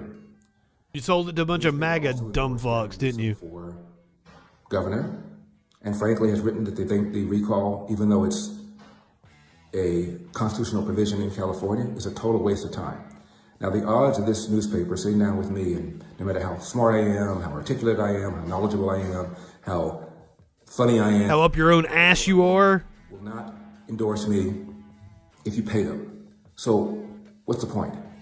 They're going to write something, well, he's not ready, he's not knowledgeable, he doesn't have any experience. It won't matter what I say, it won't matter what I do, I'm not going to get endorsed by them. So my question to you is, should I sit down with this particular newspaper and give them an interview and outline my plans for what I will do if and when I'm lucky enough to replace Gavin Newsom? What's the point? That's my question to you.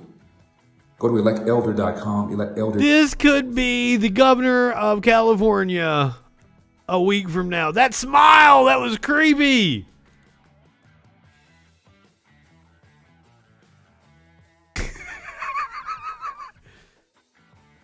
He's asking you to put something in the tip jar as he stands in his robe, the rolling Hollywood hills. I don't know if he's in Hollywood. The scenic California hills. Remember a little bit ago I talked about a passenger on a plane that was growling with media winch? Well, this is the video I was alluding to.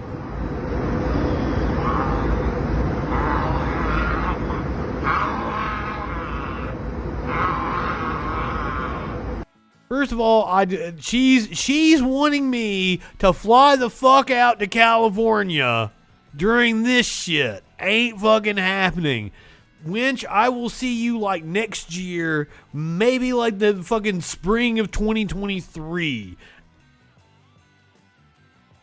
I ain't putting up with this shit.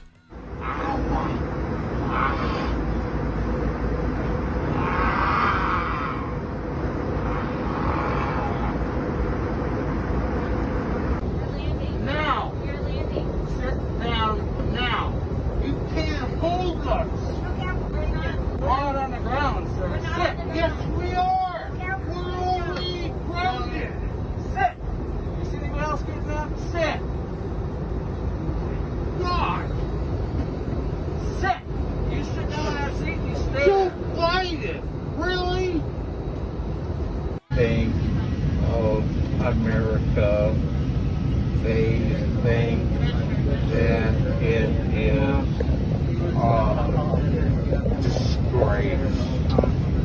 I think... Was he singing something? At first, I kind of thought it was like the Neil Diamond classic, They're Coming to America, but like, I don't think that's what he was singing.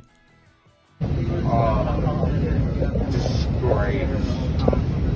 I think of America as not a disgrace. I think of America as not a disgrace. Really? Yeah. Really? Really? Oh shit, we got a talking duck. I might save that for the freak show. And now I miss what happened over here. Talking duck was worth it though. Looked like they were escorting him out. What the fuck was the growling and chewing on his mask? These right wingers have lost their damn minds. Apparently, they shut down. Hey, that's not a bad idea, Dustin. Drunken Tugger propaganda. I am angry today. Jeffco's top health official halts Mobile. I'm assuming Mobile. I said it 3 different ways. Mobile COVID-19 vaccination clinics, not in Mobile, Alabama, because this is in Colorado. They closed down a vaccination clinic after medical staff was harassed. Motorists run over signs at a vaccine clinic over the Labor Day weekend. The head of Jefferson County Public Health pulled the agency's 3 COVID-19 vaccination vans off the road over Labor Day weekend after nurses and medical staff administering shots to the public were jeered and harassed by passerbys. Fucking shit. JCPH Executive Director Don Comstock, in an interview late Tuesday, said that on Saturday, staff manning a mobile vaccine clinic in Gilpin County, which contracts with Jeffco for health services, were yelled at and threatened by passing motorists. One driver, she said, ran over and destroyed temporary signs the clinic had put up around the vaccine tent. That same day, someone threw unidentified liquid at a public health nurse who was working a different mobile clinic stationed in front of a Jefferson County restaurant. Jesus. And I understand health professionals getting upset and quitting through all of this. And our for-profit health system is worsening the nursing shortage amid Delta's surge. Along with, the propaganda from idiots like Tucker Carlson, causing people to go out and harass medical workers. The Delta variant continues to rage in the United States, maxing out many of the nation's intensive care units. We face a severe deficit in direct care nurses and caregivers in our hospitals. Since 2016, hospitals have turned over an average of 90.8% of their staff, including registered nurses. Some hospitals have annual RN vacancies rates hovering well beyond 20%. But the number actually needed to provide safe care is often double or even triple the number of budgeted vacant positions. Talking about lean staffing. While there's been no shortage of students wishing to study to become nurses, nursing programs across the country are closing, even as demand for nurses continues to rise. In New York State alone, more than 170 nursing programs closed over the past 50 years, with only 65 accredited nursing schools remaining. What are the conditions driving RN turnover and vacancy rates, and what can we do to bring on and keep more qualified nurses in the field? We're reading from Truth Out, a left-wing organization, so of course they're going to hit the nail right on the head and say salary and pay. While salaries and benefits in union-dense regions of New York State have improved, they have still remained substandard in other areas. In non-union and even some unionized hospitals in these areas, the cost of health benefits outweighs salaries. and nurses must resort to taxpayer-funded state government system for their dependents.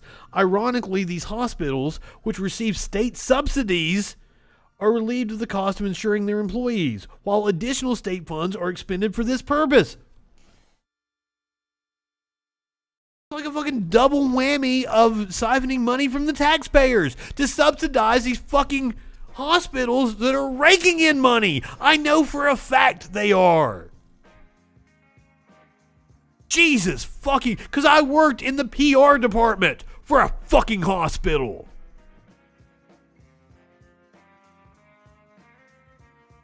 Jesus. Defined benefit pensions have been discarded by many hospitals and replaced with defined contribution plans that are dependent upon the stock market and offer far less protection to retirees. Travel nurses, on the other hand, can earn over $5,000 per week, plus housing, transportation, and food. When hospitals run out of enough nurses to keep patients alive, they resort to paying these costs, as well as travel nurses' lucrative agency fees. Nurses often choose to leave hospital staff and opt for these assignments in various locations in order to make more money, travel, and avoid the torments of staff nurse positions in uncaring facilities.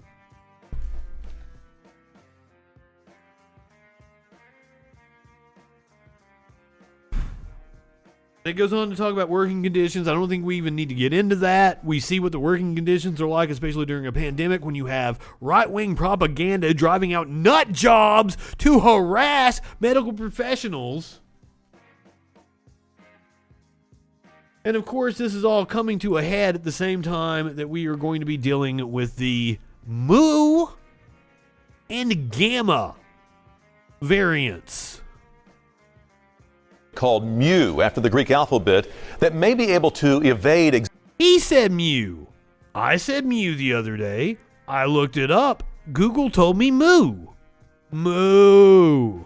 Existing antibodies, including those from vaccines, is under close watch by health experts. This variant hasn't taken extensive hold in America, but WRG's Alex Coleman tells us why some of the Mid-South's top doctors are concerned about Mu and other new variants.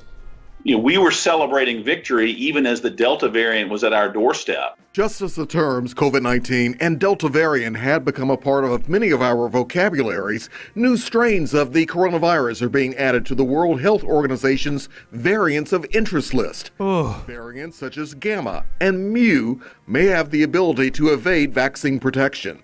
Dr. Steve Threlkeld is an infectious disease specialist at Baptist Hospital. There's nothing quite at our doorstep right now, but there are other variants out there that could certainly cause us problems. The Mu variant was first detected in Colombia in January, and it's catching attention as COVID-19 cases are trending up in the U.S. and many countries worldwide.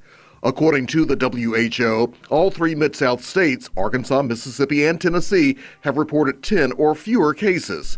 The Gamma variant was first identified in Japan and Brazil. So things like the Gamma variant might be the one that would step in that is more contagious, but it also is slipperier to our immune system. I thought they said thrill kill too, which I mean, I think that's sort of how it was pronounced. Top U.S. health experts say they're very closely watching these new. It made more sense when I saw it spelled out. Paying attention to it. We take everything like that seriously, but we don't consider it an immediate threat right now. Mid-South infectious disease experts say vaccines are still very effective against many of the variants, and they can prevent death. Most of the deaths that are going to happen over the next month are and would be preventable. So everything we can do to prevent severe illness and death, we need to.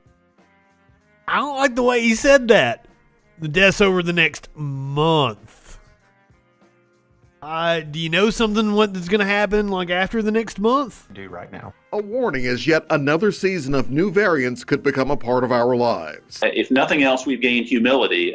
We have made a living on underestimating this virus, every aspect of it and its behavior. And so I think we would be very foolish not to take it very seriously. Alex Coleman, WREGT.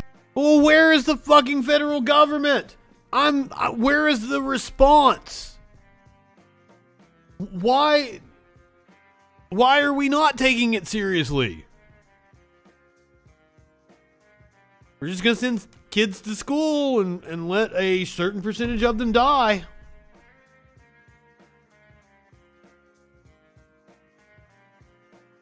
Fuck. 909 deaths yesterday.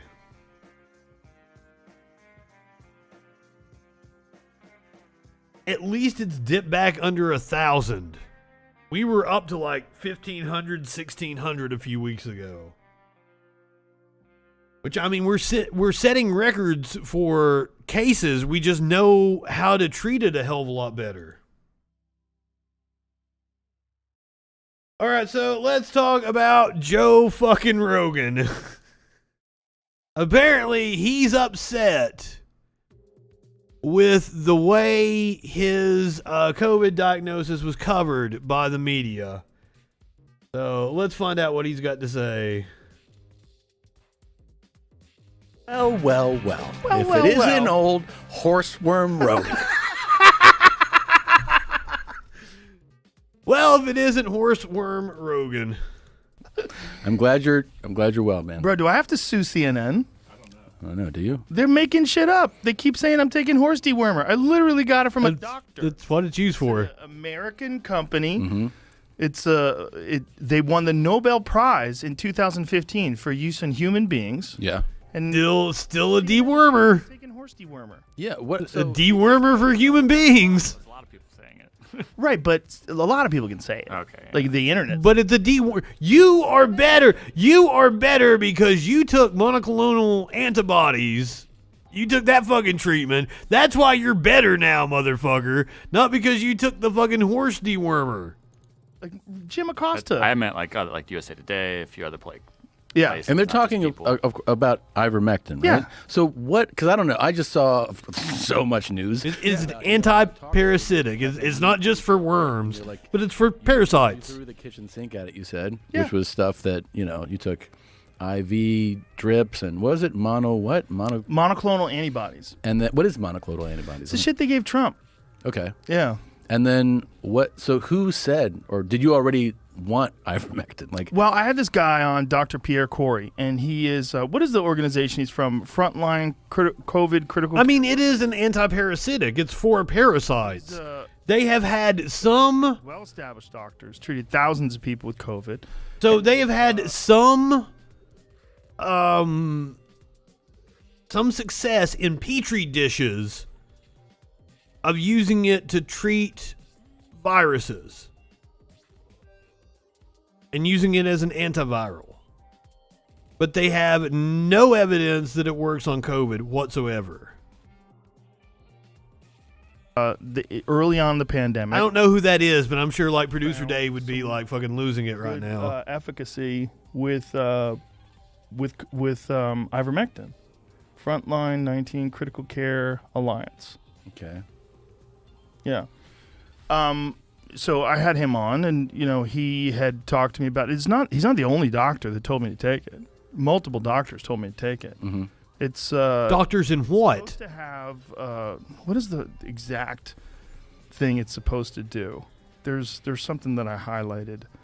Are you telling me those doctors didn't tell you to get a vaccine fucking months ago? Ivermectin was found to be a blocker of viral replicase, REPLICASE protease, and I don't know what this word is. Human TMPRSS2. I don't know. I feel better about the job I do cold reading the news now that I saw Rogan do that.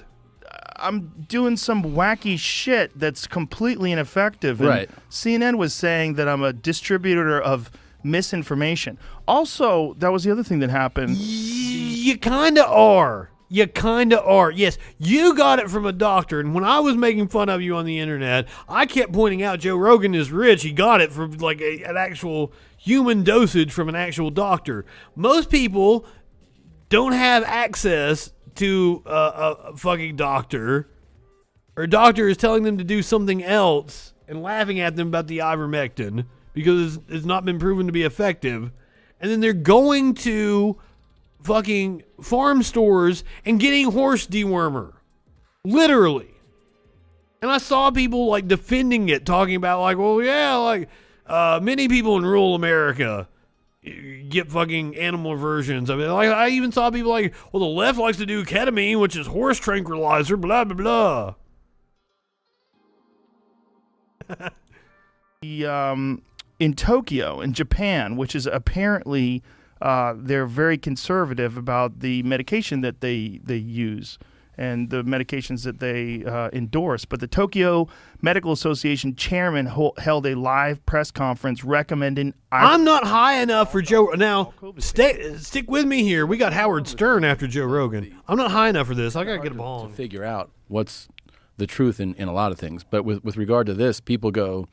It's insane to take ivermectin. Like, you see it everywhere. Everyone's like, this is wild. Don't take this shit. And then you have the head of the fucking Tokyo whatever medical commission saying, take ivermectin. Yeah, like, I don't know what's going on, man. I doubt he said that. Speculation. One of the speculations involves the... now, granted, I was over there getting a bong. I don't know what the fuck. For the vaccines. That in order for there to be an emergency use authorization, there has to be no treatment for a disease. Right. So because there is this treatment in ivermectin, and there's other treatments too. Right. Because... So wait a minute. His fucking conspiracy theory here is that in order for them to get emergency use authorization for the vaccines, they had to deny the efficacy of ivermectin.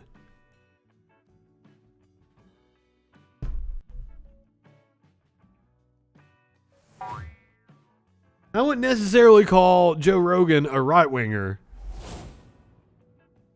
He is certainly peddling in some right-wing propaganda here. Yes. There's a lot of pushback against potential treatments and pretending that they don't really work or that they're conspiracy theories. This is the grand conspiracy, right? The grand conspiracy is... No, it's not a conspiracy. We just, like, people are going to fucking farm stores and getting horse paste. What's crazy is look how better I got. Yeah. I got better pretty quick, bitch. Let's go to, like, your... Monoclonal antibodies is how you got better. Right. And is it that night?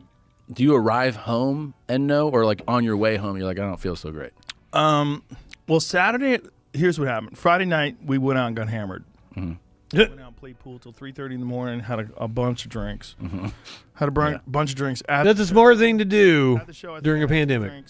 And then I had like 4 afterwards. So we're pretty lit. Yeah. And it was 3:30 in the morning. Exhausted, plane travel, flew that day from... I guess so. Fort Lauderdale was the first show. Then that was Tampa, and then last show was Orlando. That night I was worn out. Friday night, because it's 3:30 in the morning, and I was like, "Oh, I gotta crash." And then I woke up in the morning, and I was definitely hungover, but I was also just feeling a little out of it, just a little, just not good. It's hard to describe. If I had COVID, it was just like beginning stages. But I thought it was a hangover. Right. Which kind of confuses the way how you can read it. So drank a lot of water, ate, took a bunch of vitamins, went to sleep, got up for the show, felt good. No drinks that night. And then that night we flew back. And so... Now, I will give Rogan the benefit of a doubt that he's probably like an honest actor in here. That he's just like, I was like, man, I've seen it described in, like, it might have been a Reddit thread or some shit. Or like Rogan got to be like the head ape in the tribe. He's just sitting around like fucking Joe like to think about things. Come tell Joe stories or some shit. Joe is not a good person to evaluate sources. But I mean, even fucking Joe Rogan sees through bullshit like fucking Dave Rubin. Well, you should probably yes. Keep away from me. Let me isolate. Luckily, we have a big house. I isolated. And in the middle of the night, I was sweating. Would get fevers, and I wasn't feeling good. And you knew it then? I woke up in the morning, I knew it. By the time in the morning, I was like... If I had it, it started as a tingle in the back of my neck. And like it progressively got worse with a sore throat. And then when I woke up the next morning, it was just like... snot coming out my ears, snot coming out my nose, snot coming out my mouth, snot coming out all my pores, snot coming out my, my wherever, as Trump would say. That was what it was like for me. I don't know specifically if I had it. if I did the vaccine. If I did, it's a fucking like, wow, it came on the quickest I've ever had a bug come on. It did a whole bunch of damage, and then the vaccine worked wonderfully, and I was over it in like a day and a half. But my nose was still swollen and sore for a week plus. Something's going on. Let's see what it is. It was 90 whatever % sure it was COVID. So morning I got tested, turned out positive, and then just... And this is Sunday? Mm-hmm, Sunday. So Sunday you find out you're positive. And here's the motherfucker just recovered from COVID. Right, you're just in bed. Smoking cigars. I mean, who am I to talk? Like, I'm getting ready to rip this bong, but like, shit.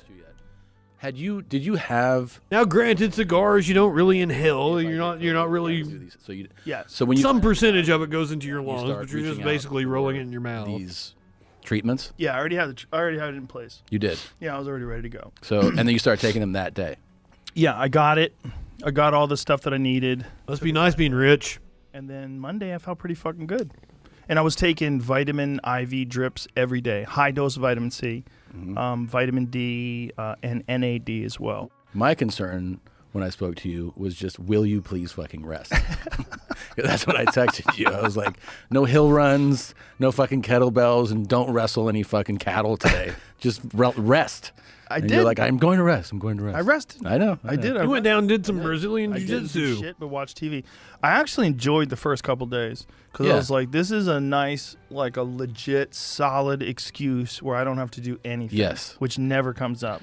Right. That was like when the pandemic started back in... Son, you are fucking rich.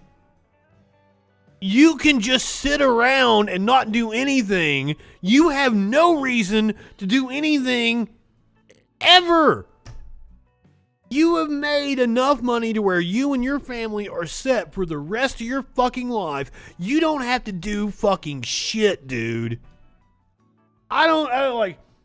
It's an excuse not to have to do anything because I got sick. What the fuck? March last year, where it was like, no, you have to cancel your dates. I was like, all right, it'll be like a nice week off. like this. Sure. 2 weeks to slow the spread. Yeah, let's fucking chill out. Yeah. So, like, I remember hearing that phrase. I remember like some local news stations might have said that shit, but like, they keep pointing to that, but like, we were dealing with a virus that is never, and like, that's another thing with the CDC. The fucking messaging, which I mean, under Trump, it was one thing. Now under Biden, it has been a disaster in a complete different way. Oh, he's got to go 70 or otherwise he blows up. That not be it. He's got a bomb in his dick. All right, enough Joe Rogan. Let's check out what Howard Stern had to say about vaccines, because he made some news. Weird going from Joe Rogan to Howard Stern. And also, like, if you would you told me last week you're going to play a clip of Joe Rogan and Howard Stern. Which one are you going to agree with? And I'm probably going to be like, yeah, Joe Rogan probably. Nah, I'm on Howard. Funny when the radio guys are the best. There were like 4 of them died. 4 of them who were like ranting on the air, they will not get vaccinated. Thank you, Howard! Oh my God! And then the fucking Phil Valentine, that station, still did a special honoring his legacy. By the way, they have blocked me from their Facebook page because they didn't like what I had to say. Holy fuck! They were on fire. These guys. It was like day after day, they were all dying, and then their dying words are, "I wish I had been more into the vaccine. I wish I had taken it." You know, I have trouble drumming up compassion, and I think that's a terrible thing, to not be able to drum up compassion for people that stupid. Yes, and these fucks, like this dude was like, in high society in Nashville, at least the Phil Valentine guy was, probably all these radio personalities, they were in with the locals and the Rotary Club and everything. Privileged assholes. And their misinformation, when they should have known better, got people killed. It got people killed. It got themselves killed. It got innocent people killed. That they wind up dying. Where do I have that clip of that Mark Bernier guy? Bernier, the guy who died. Oh, I got it. Here it is. This is the guy, I'm not getting the vaccine. Fuck, but that's the guy who died. That's a great question, and we were going to talk about that as far as the vaccine goes. What about you? Yeah. I'm not taking it. Come on. Are you kidding me, Mr. Anti-Vax? Cheapers. Ever? Cheapers. No. Anti-vax. Mr. Anti-vax. And he died? He's dead. He no longer walks. There were 3 other guys, too. I don't have tape of all of them. And they're on the radio preaching this shit. I'll tell you what. As far as I remember, when I went to school, you had to get a measles vaccine. You had to get a mumps vaccine. You had to get, there was a ton of them you got. You still have to. In order to go to school, you have to have certain vaccines. When are we going to stop putting up with the idiots in this country and just say, it's mandatory to get vaccinated? Fuck them. Fuck their freedom. I want my freedom to live. I want to get out of the house already. I want to go next door and play chess. I want to go to concerts. Fucking shit. Everybody always calls me like a low-rent Howard Stern. But I'm actually not a Howard Stern fan. I know I quoted the fucking Private Parts the other day when I told somebody, I can't even remember who it was, they wanted to sit on the speaker. Was it Adam? And I was like, I'm not that big of a Howard Stern fan, but like, damn, you hit the nail on the head, dude.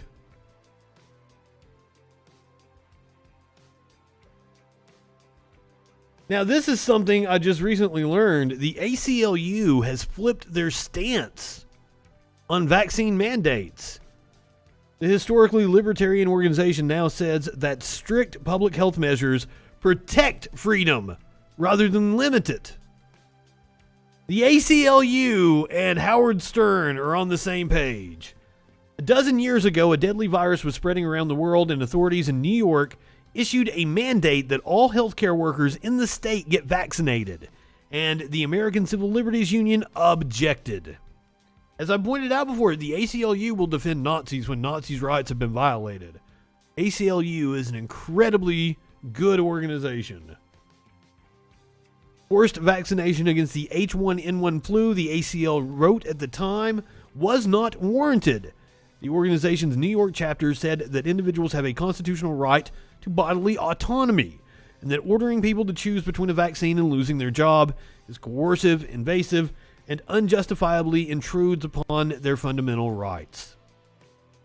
The limited vaccine mandates adopted during the H1N1 epidemic pale in comparison with the directives popping up now in response to the far more dangerous COVID-19 crisis. At the time of the ACLU's 2009 statement, about 1,500 Americans had died from the H1N1 virus, compared with the approximately 650,000 who have died from COVID-19 as of this writing.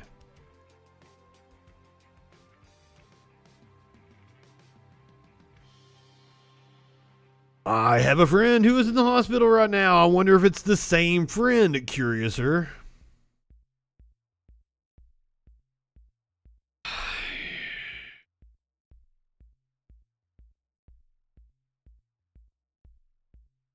I've lost my place. I'm sorry. Governments and private businesses are requiring COVID-19 vaccination for their employees. Universities are mandating them for their students. And cities are telling their residents that if they want to eat inside a restaurant or attend pretty much any indoor entertainment event, they too must get vaccinated. Critics of the mandates and other orders issued in the name of public health have flooded the courts with lawsuits challenging the policies on civil liberties grounds.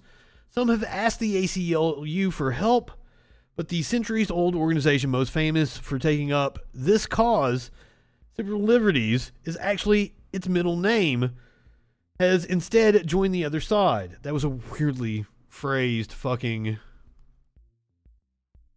sentence. The ACLU has not signed on to any of the major challenges to vaccine requirements this year, and its highest profile litigation has come not in opposition to public health regulations, but in defense of them. In South Carolina, the group is challenging a state law banning school mask mandates, saying it violates the Americans with Disabilities Act by discriminating against students who are susceptible to severe illness from COVID-19. Republican leaders in other states, including Florida and Texas, have also acted to ban mask and vaccine mandates. Democratic officials, by contrast, have endorsed stricter restrictions and requirements to combat the pandemic. The debate has become more and more vitriolic. That's an understatement. Local conservative candidates have threatened school board members, and in Arizona, the police were summoned after a group of protesters reportedly threatened to zip tie a principal who had enforced her school's COVID-19 quarantine policy.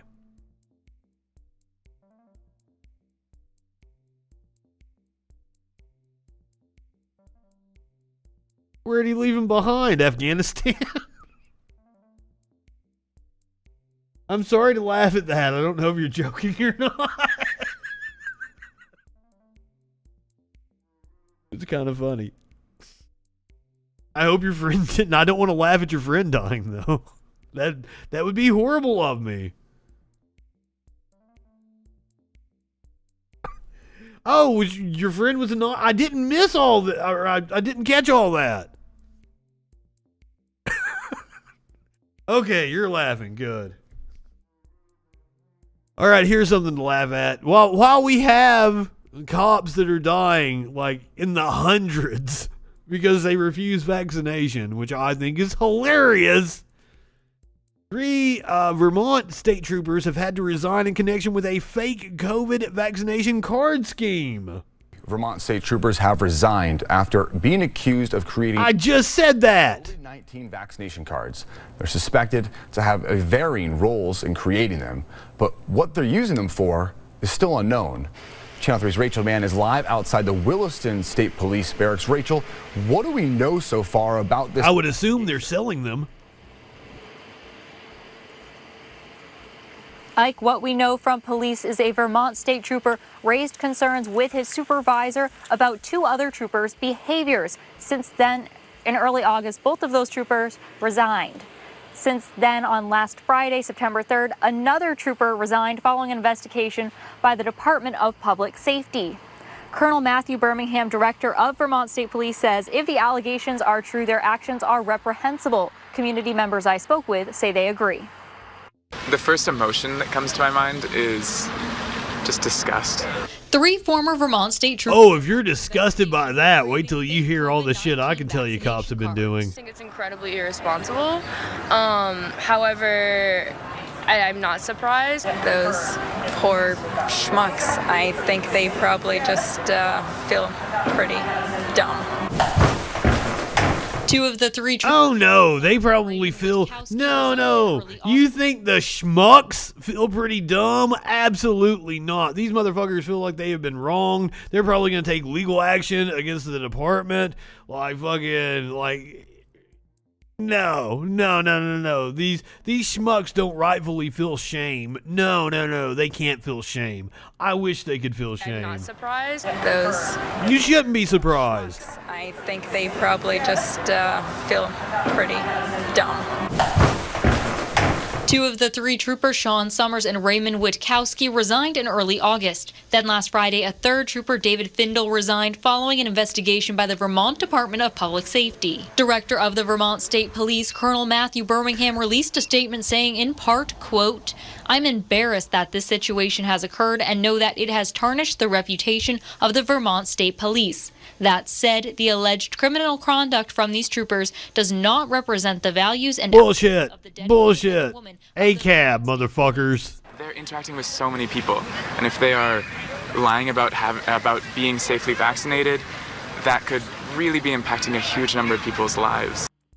Aw, this innocent little boy. He thinks they're just lying about being safely vaccinated. No, they were running a scam. They were selling the fucking cards, dude. And I just think it's think it's awful. In a statement, Vermont Public Safety Commissioner Michael Sherling says, in part, we do not believe there is anything more the state police could have done to prevent this from occurring. As soon as other troopers became aware of this situation, they raised the allegations internally. I mean, good on cops for turning in other cops. I will say that never happens. You never see cops turning in other cops, and here we have a story of it, so stand corrected on that one. Turn them in. I have respect for good officers. Things like these need to be addressed properly, and when you simply resign, that's almost the coward's way out. Like, this is an issue, we gotta work this out.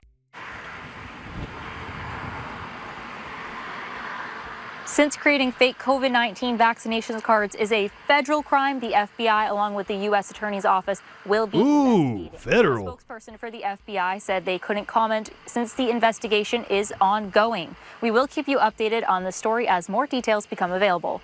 Live in Williston, Rachel Mann. Vermont is like little Canada in the U.S., and like everything's just so cute. Even the cops are so cute, turning in other cops. They're fake vaccination cards. What up, Adam?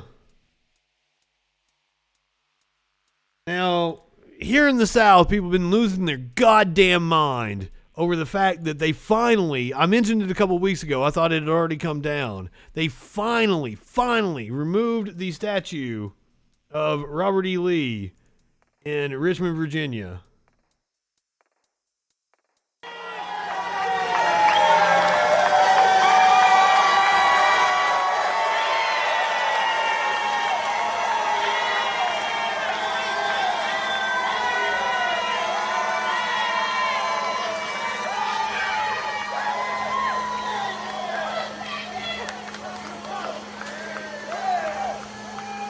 Fuck yeah.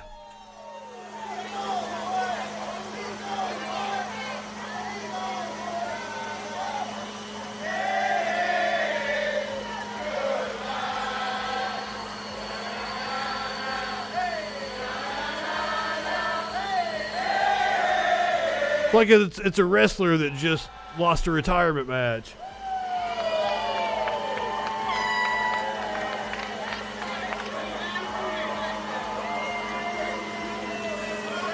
I saw somebody say that, like, it's a shame they couldn't leave the horse.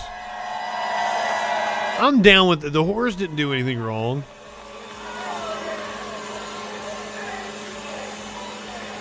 But it's just amazing to me the amount of butthurt in the comment section of local news sites over the statue being removed. And people talking about, like, oh, they're erasing history. No, motherfucks, you don't know anything about history. You wouldn't be butthurt over them removing a Robert E. Lee statue if you knew anything about history. Robert E. Lee opposed Confederate monuments. Let me lay that on you again. Robert E. Lee opposed Confederate monuments. I think it wiser not to keep open the sores of war, but to follow the examples of those nations who endeavored to obliterate the marks of civil strife, to commit to oblivion the feelings engendered. Robert E. Lee did not want statues of Robert E. Lee.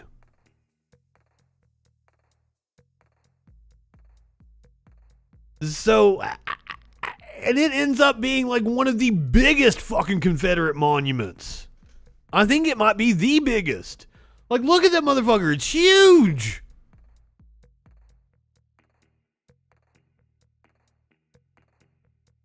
And people lost their goddamn minds over it.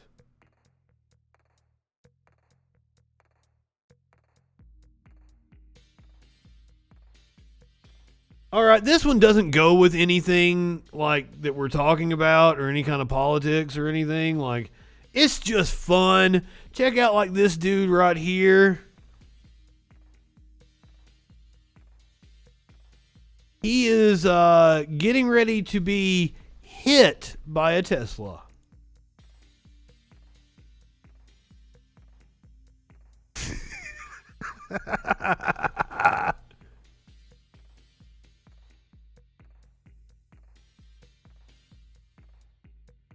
So he filed a police report.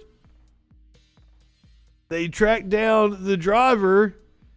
Apparently this dude doesn't know that Teslas have cameras fucking everywhere. The cops watched the camera footage. Oh, that wasn't the same guy. I was like, watch this guy. That wasn't the guy right there. That's another guy that was walking in.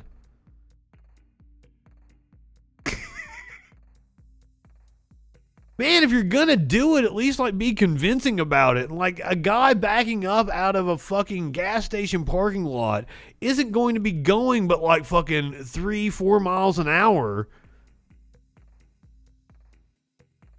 Nobody fucking believes that you were injured.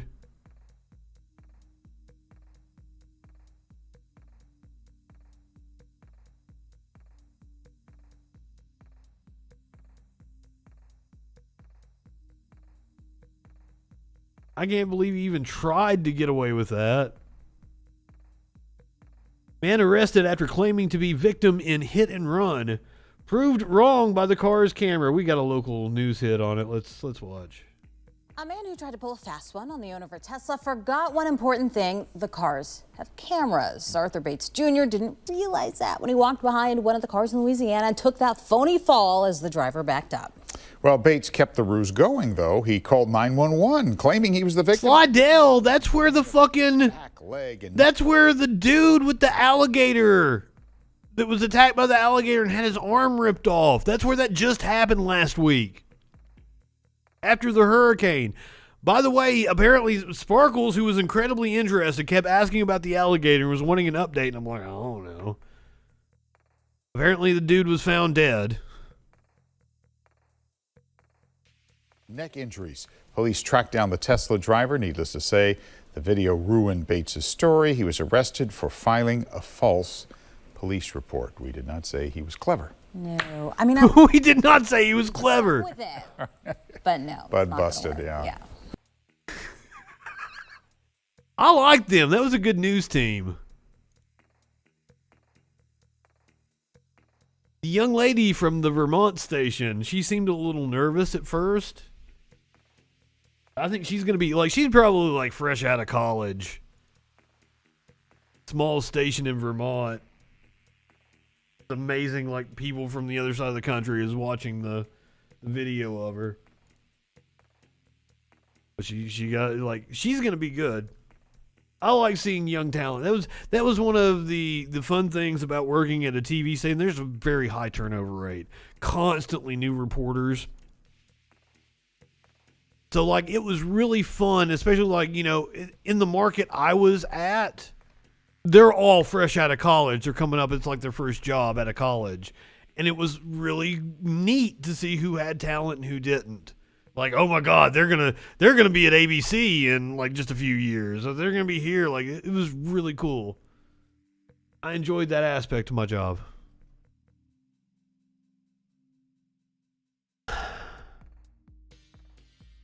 I have a clip from Michael Knowles. There's just some things, like, you know, I try to have a format and stories lead into other stories and they make a point. We're talking about the news of the day and shit, but there's just other shit that I grab and like, well, this is going to be fun to watch and make fun of, and this is one of them.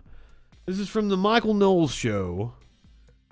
The segment that I guess it's like a Dear Abby where he's saying Dear Michael. And the question is BDSM okay for couples? So this far-right fucking nut job is going to weigh in on BDSM for couples. I have no clue what he's going to say. This could be really fun. Michael, I'm going to get a little saucy here with my question. Here we go. A little saucy! Married and I'm very much enjoying the honeymoon phase, if you're picking up what I'm putting down. Okay. It's a great... This is a... Did that seem like a man that knew they were talking about having sex a lot?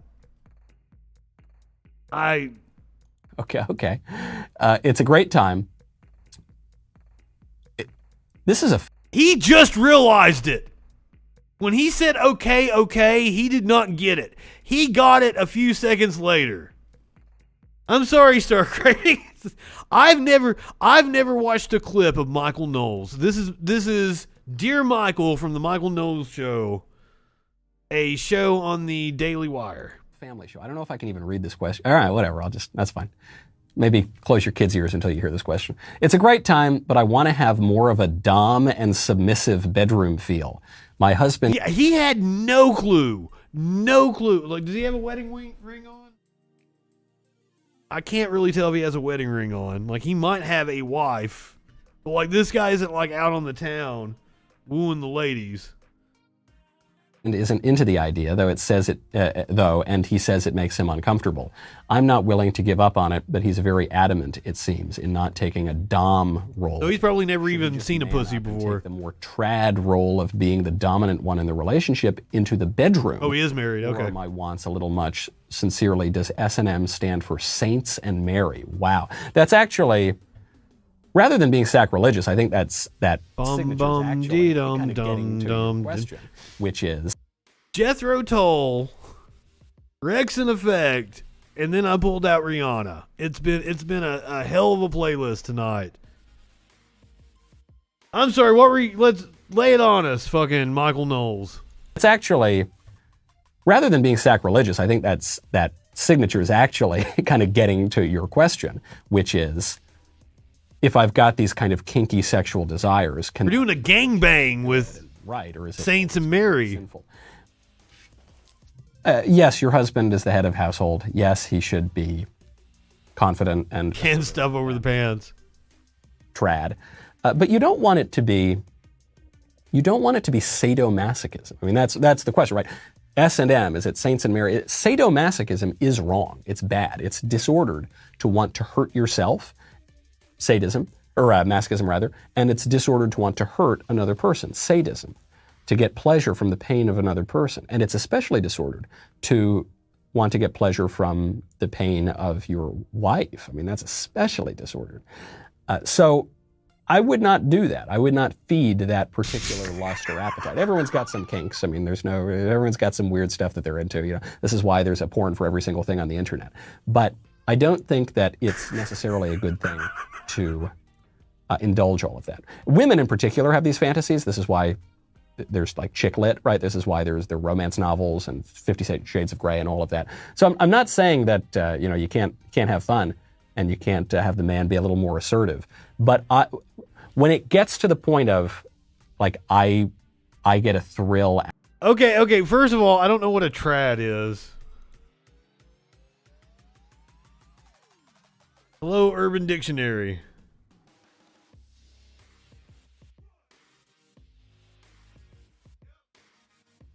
Traditional, typically used in the context of clothing. What?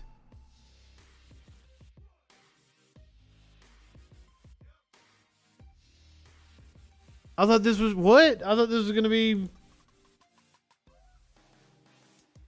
I have no clue what we're talking about now.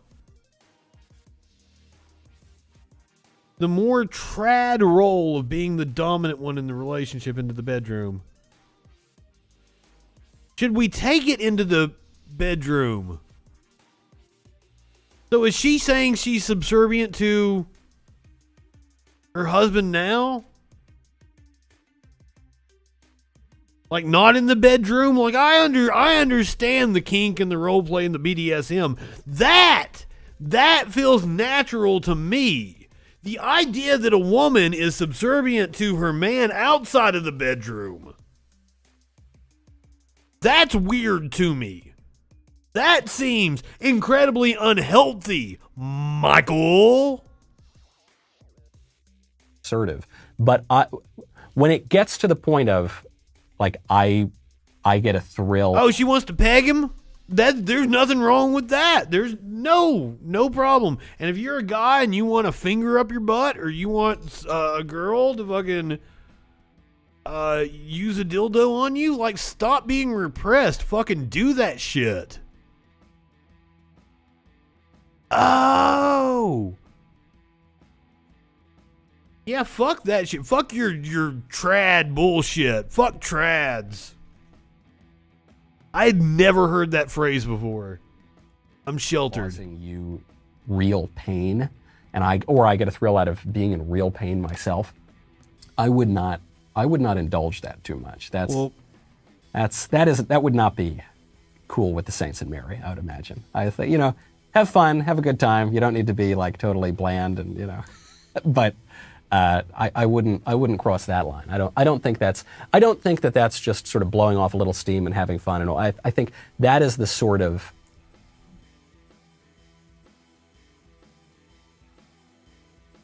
Do you guys think it's a troll, or do you think maybe that it was somebody on his staff wrote it? Like, oh, this will be a fun topic for Michael to talk about. Traditional jazz. I would enjoy traditional jazz a hell of a lot more than I would enjoy sex with Michael Knowles.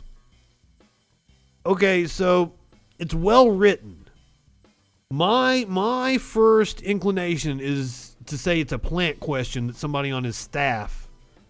But now that would require somebody on his staff being clever enough to write that.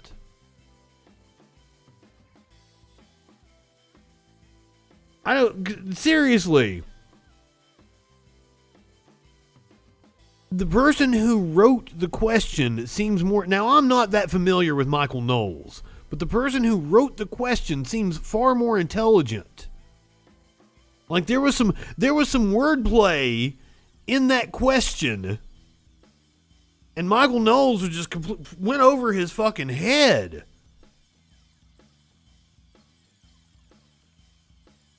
So if it is not somebody on his staff that actually wrote it as a plant question, yeah, it's somebody that watches his show and is trolling him and wrote in. Yes.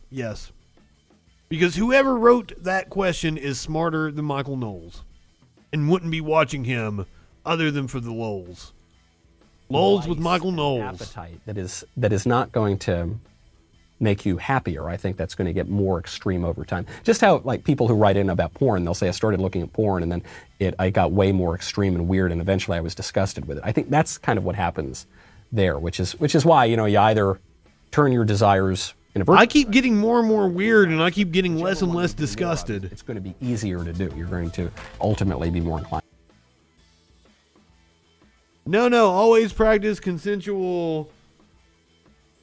whatever the fuck you want to do, whether it's pee on each other, play with assholes, tie people up, I'm all for it. I don't do the pain. I'm sensitive.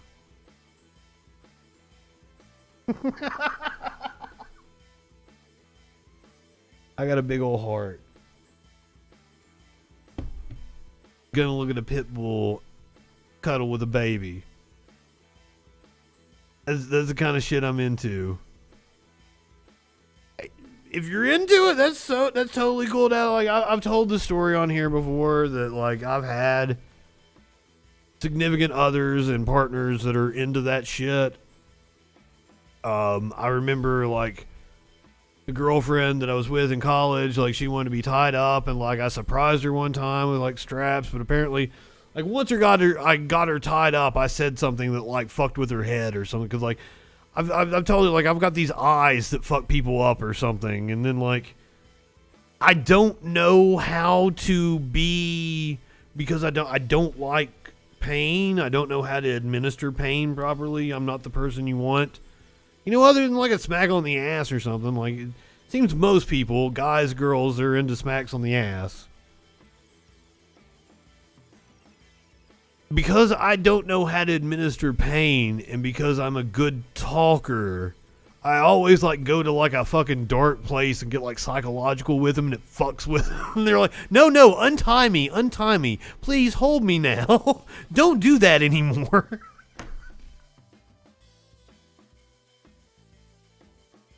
Yeah, because I hooked up with this girl one time.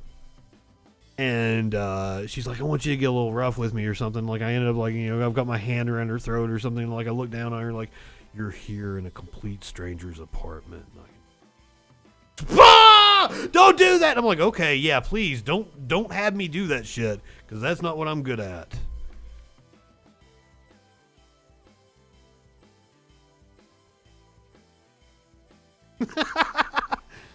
Not those kind of assholes.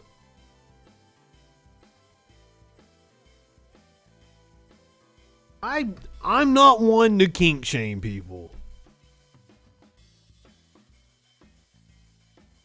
I get the pain and the BDSM and the dominant and sub relationship, and believe me, I've seen it every different which way with the people I've been around. Whether the female is dominant over the male, like, you know, the female likes to get dominated by the male, or even any number of trans, any combination of trans people I've seen be both dom and submissive. There was nothing Michael Knowles was gonna say. He has never been in that kind of a situation to know jack about anything. One time I was having a little mini orgy, and this like 19-year-old boy comes over, and the girl that was like getting fucked on my bed, like, she hops off and she starts like directing traffic to all the people in the room. And the 19-year-old little dude, he got a little freaked out, like. And he didn't because you come into my apartment, there's party lights going everywhere, there's music, and like, I'd been doing Molly, like, I wasn't even participating in the orgy, I'm just kind of watching from the corner, because like, I've been doing Molly for days.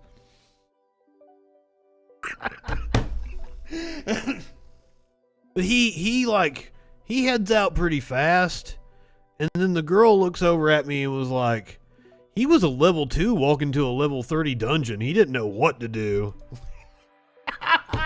Yes. I've used that analogy multiple times now. I'm going on, and I'm doing it while there's a pit bull and a baby on the screen. I'm talking about these weird sexual escapades I've had. It's odd. Don't include animals or little kids in your content warning.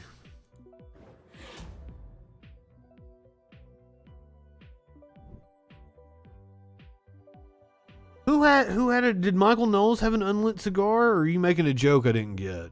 Some of your jokes go over my head. Anyway, I think I'm done talking about weird shit. Watch this video of a pit bull and a baby cuddling together, because it's cute as fuck.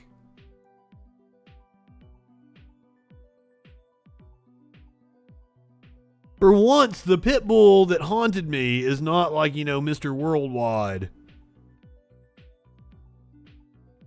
I don't know if I've ever told you guys this, but Pitbull, like, is constantly popping up in my life. I'll walk in places and Pitbull will be on the fucking radio. Pitbull will pop up in wrestling. Pitbull has been doing like TPUSA videos and telling me about the dangers of communism and been popping up in my timeline. I thought I was done with Pitbull. I thought Bad Bunny was my new Pitbull, that I was going to be haunted by Bad Bunny from now on. And then all of a sudden, here's like all the Cuber shit going on, and they bring Pitbull to the front of TPUSA. The fucking bitch about communism. Video after video after video. I'm still haunted by fucking Pitbull.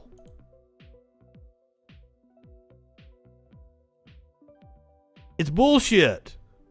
I'm ruining the really cute video of the kid and the pit bull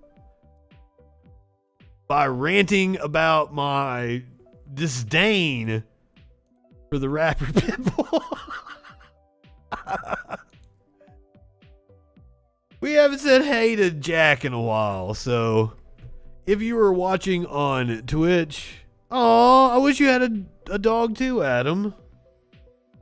Bad Bunny's not bad, you know. I am not upset about Bad Bunny's music. Like, it's not the greatest to me, but like it's not offensive. I would much rather listen to Bad Bunny than I would Pitbull.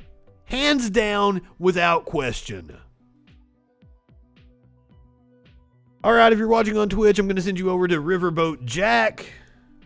Go ahead, light one up, tip one back. It's all right to have a little fun before you hit the sack. I'm Justin Freakin. We'll see you tomorrow night on the Troll Patrol. Live.